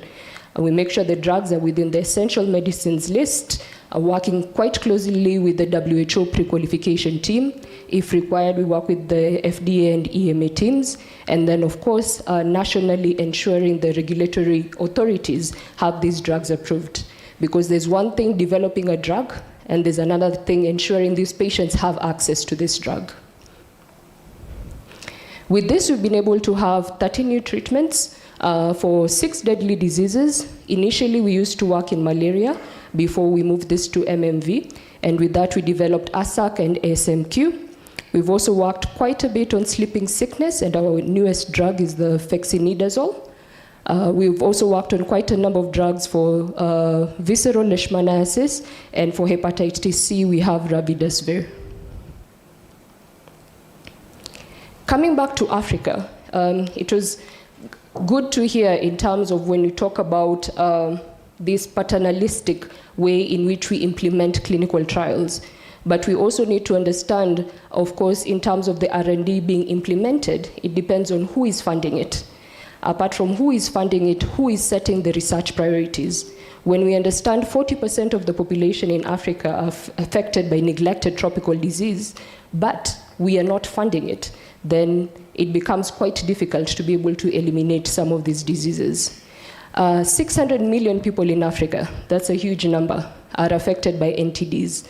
These are children, women, marginalized people who are living in remote or urban slums or conflict areas. And we find that in Africa, all 21 of these devastating diseases are present.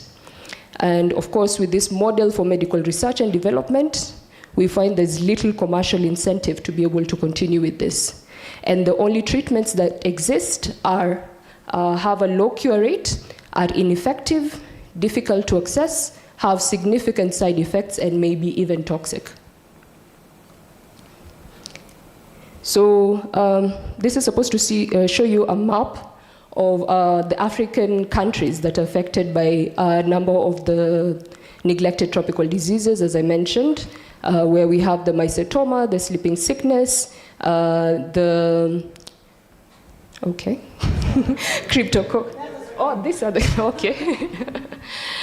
The cutaneous leishmaniasis and river blindness. So in terms of the ecosystems that we are trying to advance through the partnerships, of course, is enabling elimination. There's quite a lot of talk right now about visceral leishmaniasis and elimination. We are happy at the NDI to be able to be leading that. Also developing missing treatments for the most neglected, such as the program I run for mycetoma, where we insist we're among the neglected of the neglected diseases. And then, of course, expanding African partnerships. We're working quite a lot with our African partners. In terms of boosting the R&D capacity, of course, we have the clinical research that we conduct within these various countries. We are working also on chemistry, manufacturing, and controls, where we are expanding CMC expertise across the continent and also seeking partners for manufacturing. As is recently, we are working, of course, with Nigeria, looking at increasing the local manufacturing capacity. Regulatory ecosystem, as I mentioned, we are working with both international and national regulatory authorities to ensure from the time of regulatory approvals up to the time of registration of these drugs and access that it's a smoother process for everyone. And then, of course, we cannot miss out on AI innovation for therapeutic discovery and diagnostic process. To finish us off, just mentioning about our data management and biostatistics center in Nairobi. This was started off specifically for East Africa to be able to cover our clinical trials, but this has expanded quite a bit to cover the Africa region, and right now it's serving most of our global clinical trials. And since its inception, it has managed data for more than 14 clinical trials, and also for other organizations such as the WHO, MSF, and the BMJ. And with this, we see that we had quite a bit of barriers in terms of data access, in terms of the data standardization within our clinical trials that we were conducting. But we've been able to grow the range of trials, to expand the geographies, and also being able to ensure that it is not a deterrent to the research that we're conducting. Thank you very much. Thank you, Bona, and thank you for highlighting why we should not neglect the neglected diseases, because as she's pointed out correctly, it affects 1.7 billion people. That's a huge number. And so, you know, this of course has a direct impact on poverty, of the economies of different countries, and so we shouldn't neglect that. All right, we are almost at the tail end. I think it's only a few people who are between you and your dinner, so we will rush them because they're rushable. And this is the heart of today's gathering. 2 years of building, convening, mobilizing, and pushing the systems to evolve. And CRSK now has become a credible platform with influence. Growth will require every stakeholder leaning in, not selectively, but consistently. And Kenya's potential is collective, and no single institution can unlock it alone. So to reflect on the journey and spotlight and what lies ahead, please help me welcome Gilbert Ogeti.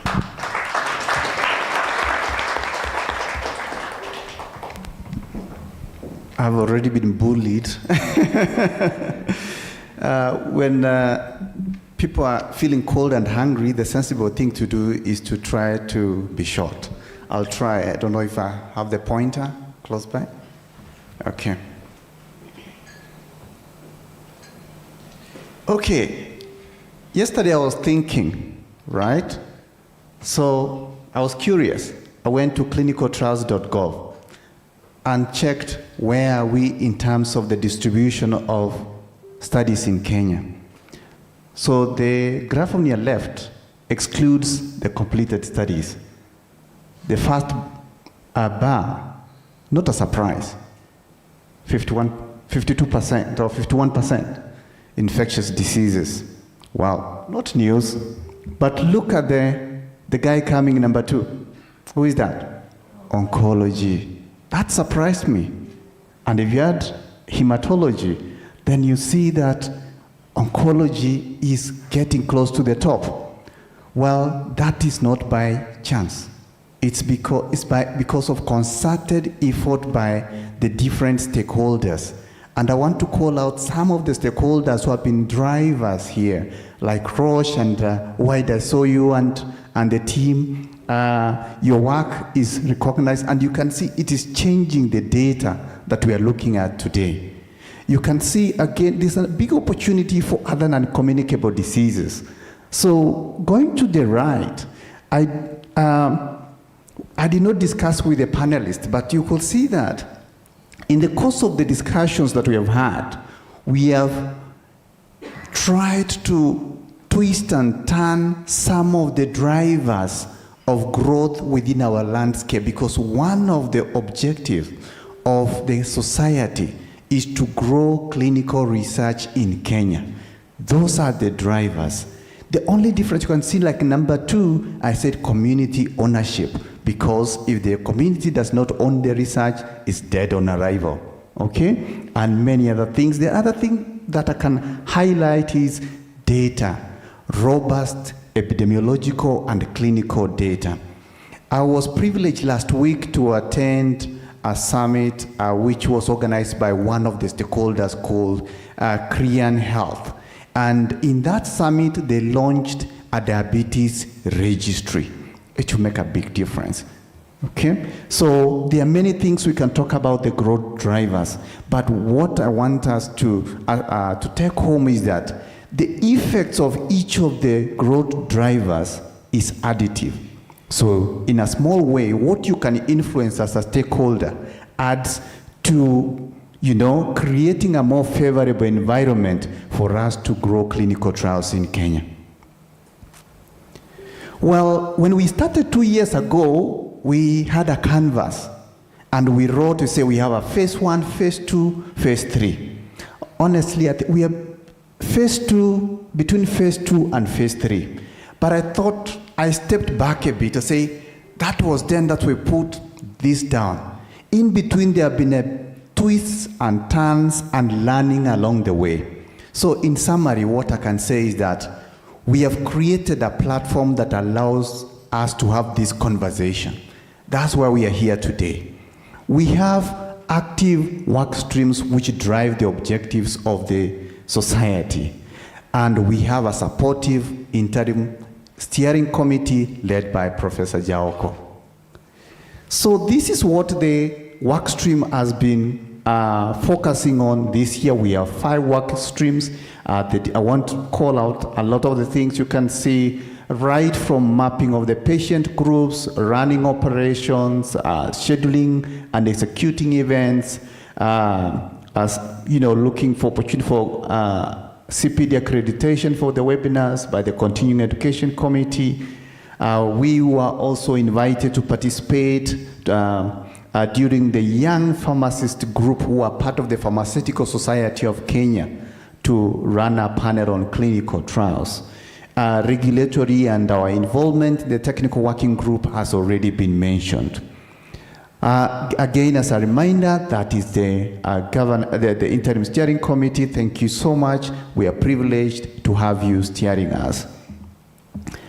Well, what we have done this year, we collaborated with WHO to run a very successful webinar with over 200 attendees.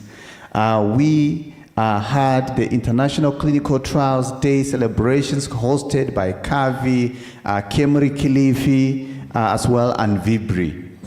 And I've mentioned about the event, the Young Pharmacist Group event, and today we are here to celebrate the 2 years. So it's been quite a journey, learning and co-creating. So just to leave you with a bit of a pictorial of what we have done, you can see on the left, International Clinical Trials Day, event at CAVI. On the right, that is Welcome Trust, where they're cutting a nice cake. The person cutting used to be my mentor many years ago when, when I was a toddler in research.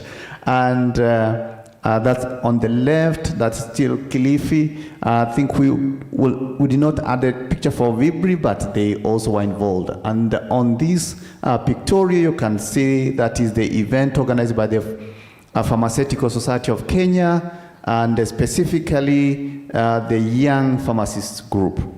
So that is it. Looking to 2026, again, one thing that we have learned is that we need all hands on deck.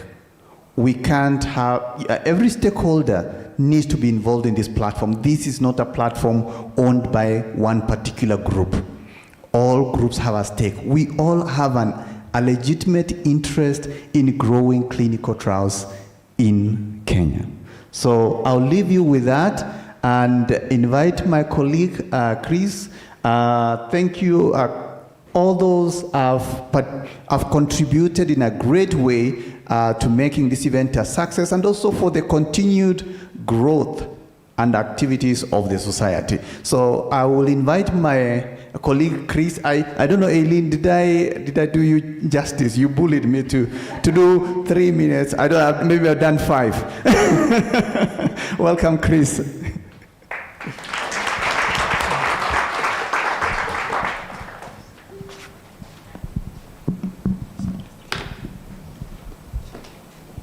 Good evening, everyone. I just want to thank Gilbert for those opening remarks. This is now the real speech. And I'm just kidding. Eileen is showing me her time and her clock, so I'll try to be fast.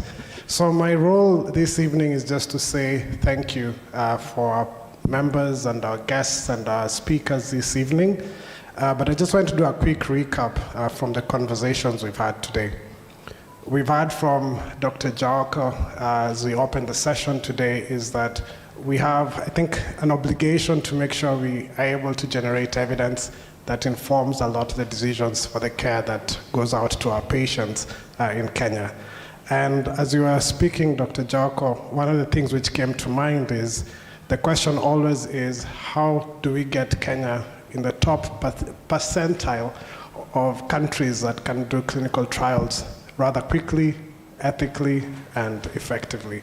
So just food for thought for us as we mingle this evening.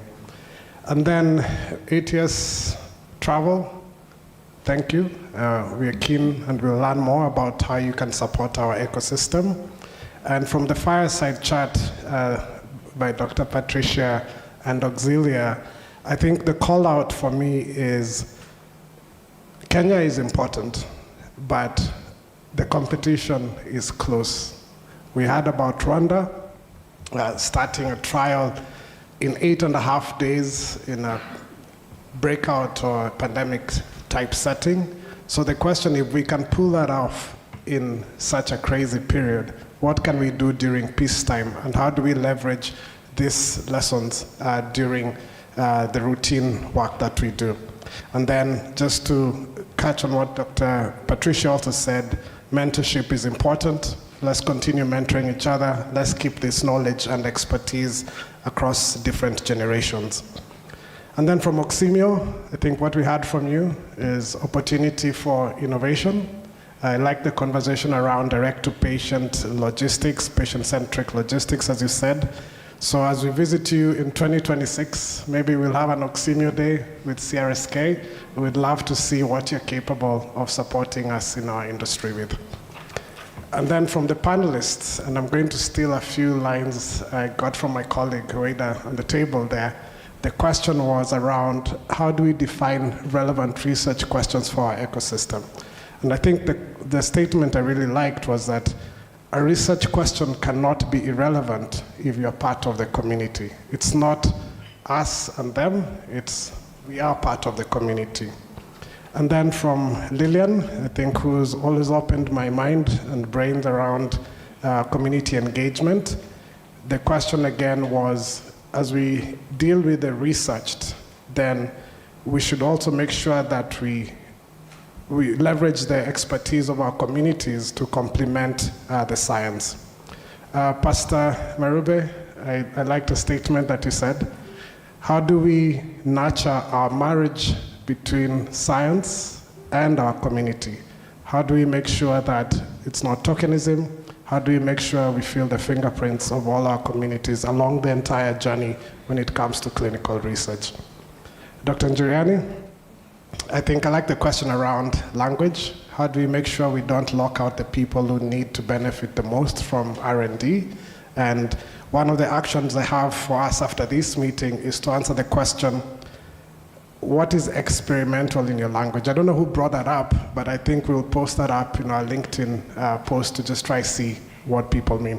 We were at CPHI a few weeks ago, and one of the scientists asked in the room, and he asked everyone in the room, what is mpox in your language? Is this really a new disease, or do our forefathers, is it our forefathers or descendants? I can't remember.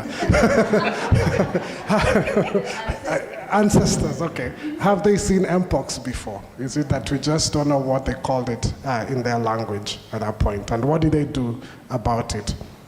Prof. Yugi, I like the question around, can we enforce notifying our participants about the outcomes of the research we're doing? So a good question to build on in the future.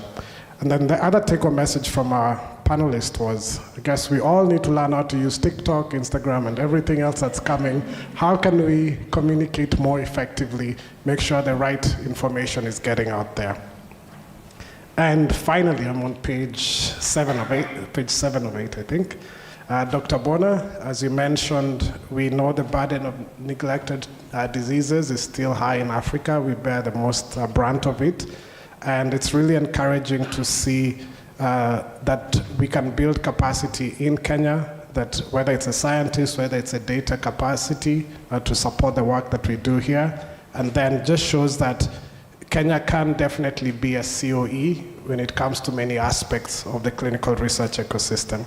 And to Gilbert, I think the call to action is we need everyone in this room to be able to participate in driving our agenda forward and bringing Kenya to the top of the table when it comes to clinical trials. So we will be bugging all of you and really look forward to get your support. But as I wrap up, the statement I just want to say is thank you to our members. Thank you for helping us get to year 2. Every time you plan these events, there's always a worry, is it going to be 10 people? Is it 50 people? Will it be 200 people and we can't afford to feed everyone? So thank you very much for filling the room. And then to our funders, ATS Travel, thank you. Oximio and DNDI, just want to say a huge thank you for year 2 running. Now there's no backing out, we're in this forever. So we will be back next year. Thank you very much. And also like to thank Thermo Fisher for supporting us with this event. Did I miss anyone now? We have a, oh, Ace, sorry, they're not, I don't see Ace in the room. Did I see Ace? Oh, sorry. Yeah, and for Ace also, year 2 for being consistent. So thank you very much. We'll make sure we are back next year again. And then to the CRSK team. Oh yes, a round of applause.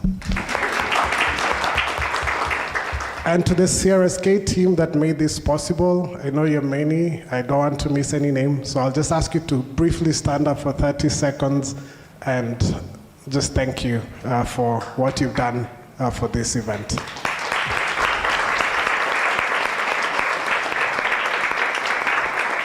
So thank you very much. We look forward to your support. And as we wrap up and as you go eat, please raise your glasses of juice. Next year, hopefully we'll get champagne. But so just to toast and celebrate CRSK at 2, cheers. Thank you very much.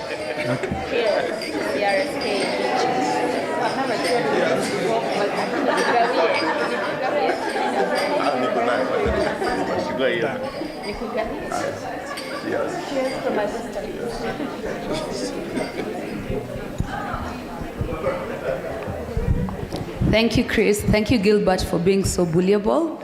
So with that, we thank you everyone again for your participation. I think we can call it a successful event, and we are happy that you made the time, and thank you for coming. I believe we've had a good time being your hosts. Frida, is there anything you want to end with before we close? No, I think Chris has said more than enough. Thank you so much, everyone. And maybe what we wanted to just wrap up with Aileen is give the 4 core messages that anchor today. And one is that Kenya's clinical research isn't just strong, it's accelerating. So we know the world is paying attention and we need to keep raising the bar. Aileen? Yes. For me, I think what was the most important part of the evening, not the only one, but the most important, was on the community engagement questions. We got to learn quite a lot, and I believe that we have lessons and we have questions for ourselves as we go back home. If we don't keep the community to be the center, then I think we are failing the most important part of research. The message take home is that CRSK is a trusted platform. We welcome all conversations and we'll continue having more forums such as this. And just before Aileen wraps up, just one more message. If we could have a picture of all the panelists, all the presenters today on stage, just after this, and then the steering committee will also have a picture at the end. So Aileen will wrap us up. Thank you everyone for a lovely evening. It's been wonderful being your host. So from Dr. Frida and myself, thank you again for coming out. Thank you for all the questions, all the engaging discussions. Enjoy dinner. I believe now you can enjoy dinner. And please network. Please sit with someone you don't know. Get to know someone today. Again, thank you and good evening. Bye.